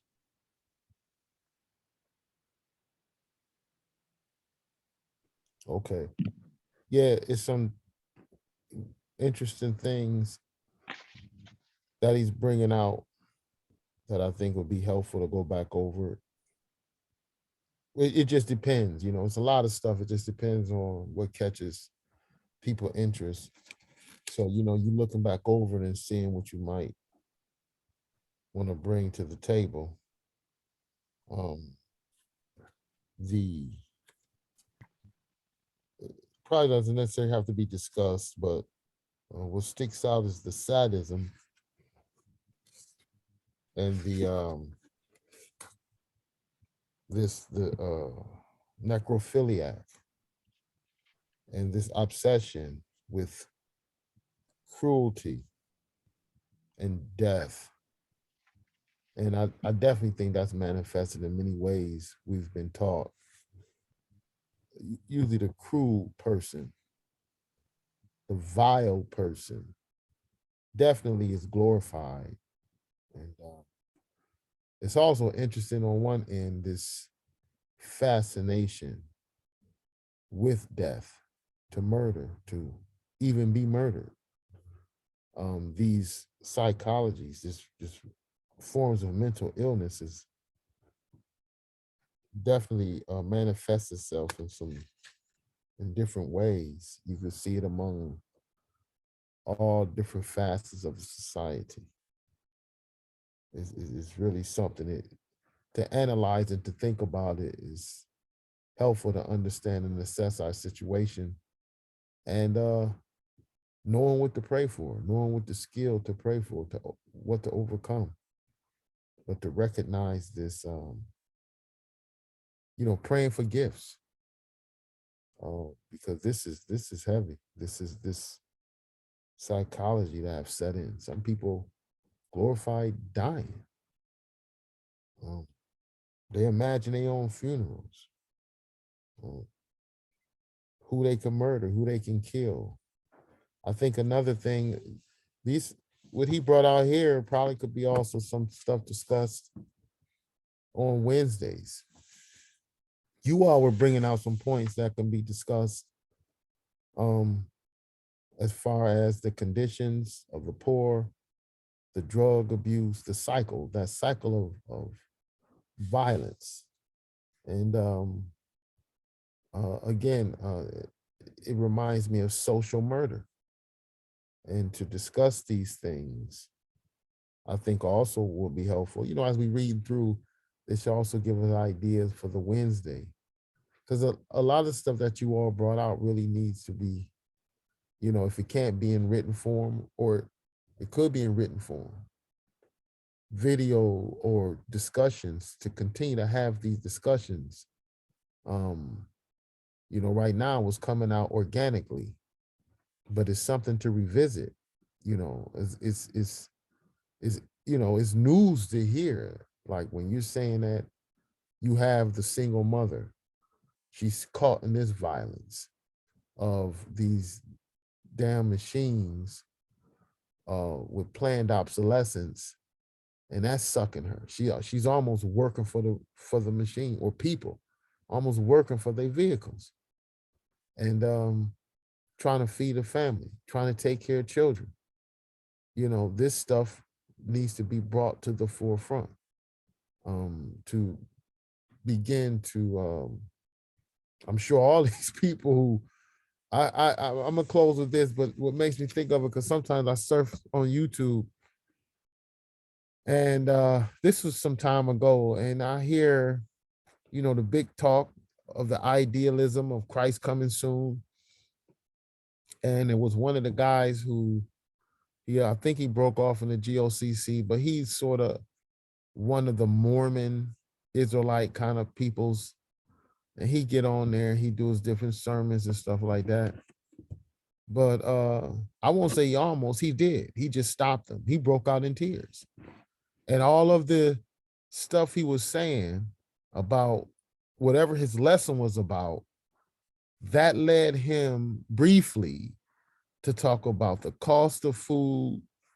I don't know whether it was a mortgage or rent. And, while he was saying it and talking to people in his frustration, he went to a temporary mourning, like a cry, like not like a cry like loud, but tears, like broke down. He caught himself and came back. But when I observed that, when he talked about that, right there was natural, organic him. You seen right in his life what he's suffering, what he's going through. And it goes right. And all of this Bible talk that these people talking about. Even when we went last week and went into this room and we hear these cats talking about this and that, and Christ coming with chariots. At the end of the day, Once they finish talking about their comic book views, it goes right. I bet you it, what's on the mind is what we discussed tonight. And to understand these things is very important for people to be able to cope. So I think just considering what was said tonight and learning how to repeat it and be consistent with it, repetition, so we could connect with the people who may pop in and listen with us. We saying it enough where someone can make a leaflet or a flyer so we can, do more street work.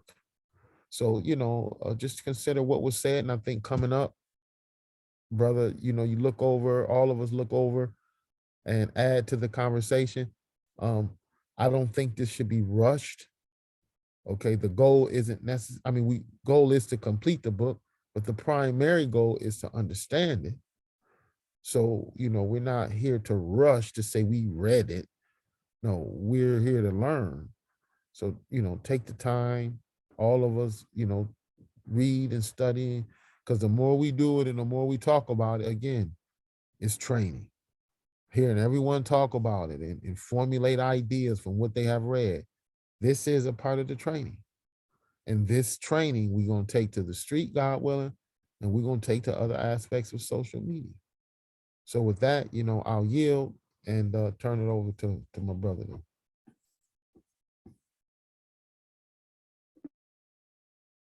Yes, sir, Elder. I appreciate it. I appreciate it. I appreciate all the comrades that was on this evening. Did anybody have any closing words or anything else that they wanted to say? Any points wanted to bring out?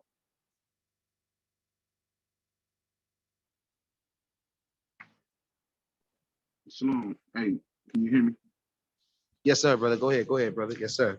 No, I just wanted to say, if possible, next week, if you could bring that up again, like what Judah was just mentioning about the violence, because there is like quite a few things. You said about the who? I'm sorry. There was somebody passing with a car, loud cars. You said about what? About like the fascination with violence, Oh, okay. Yeah. The sadism. Yeah. Like, I was thinking two things that found my mind, but real briefly, it was this. I was thinking about the Saudi Arabians, how the ruling class, they love to have those public executions. And then it made me think about the Roman gladiator sports, how the Romans would use those wealthy people usually when there was some type of financial crisis. So whenever there was some effect, something to where the common people or the regular citizens of Rome were going to be negatively affected, they knew how to distract the people by giving them the, gladiator sports.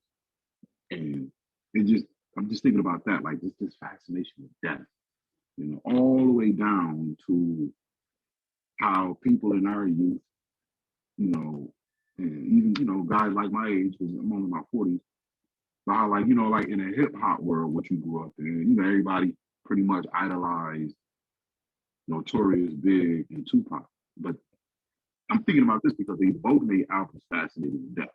One had an album called Ready to Die. Another one had an album called If I Die Tonight.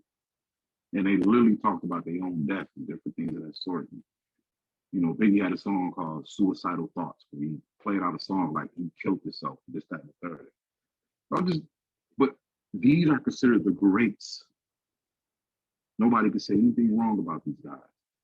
And that death kill culture. Like, if you're not fascinated with death, every other line or every other word that come out of my mouth is what I'm gonna do to somebody else. I know a rapper right now, man, where every time he rap, he got like 1,001 ways to shoot somebody with the same gun. But I just think that's a good topic to kind of get into, because I don't think most people really look at that like that. How much as a culture and society we are fascinated with death. It is all propagated by this machine that finances that stuff. You see it on television with movies, you see it in music, sports, everything is just violent. Video games especially, you know what I'm saying? And the more violent the game is, the better rating system that it had. And so I just wanted to say all that just to say that I think that's a good build to start on. But I yield at that though before we close out. So shalom. So people gather your ideas for Wednesday.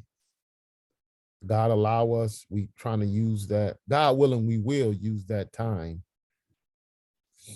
because since people stroll and pop in and pop out, we want to use that time to really talk about and get in depth on different subjects. So the Wednesday deal is someone like tonight. It's not just one person, but bringing topics, bringing things to the table, so we can sort of hopefully do some successful fishing of men when we are bringing out topics that really hit home and what people want to understand, their position. So as we read through these books, take your notes. If you don't have your notes in your book, take your notes. A lot of these things that's being talked about, these last three, in fact, since chapter 1, you could have a month worth of discussions on individual topics. So, take it, really critically, look really critically at what's being taught. And now we just continue to transfer these knowledges to different places. And hopefully, like I said, fishmen. So with that, I'll yield to you, brother. You go ahead and do what you got to do.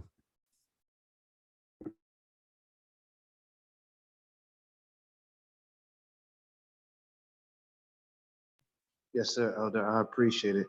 So I guess we'll be closing out this evening's book reading. We appreciate everyone who was in attendance, and hopefully, God willing, we'll see you all next Thursday. And don't forget about our discussions on Monday, our foundational Monday night Bible study. On Wednesday, again, we have these discussions about communism. On Thursday, of course, we have the book reading. On Friday, we also be on Clubhouse, and anybody can attend. You don't need a passcode or ID number. Sister Shayna is faithful in sending out emails for that. So we have a lot of different programs and different things going on for people to join and people to participate and hear something new, hear the re-education of the proletariat or the oppressed. So with that, I would like to say shalom to everyone, and we'll see you next Thursday, God willing. All right, shalom, everyone.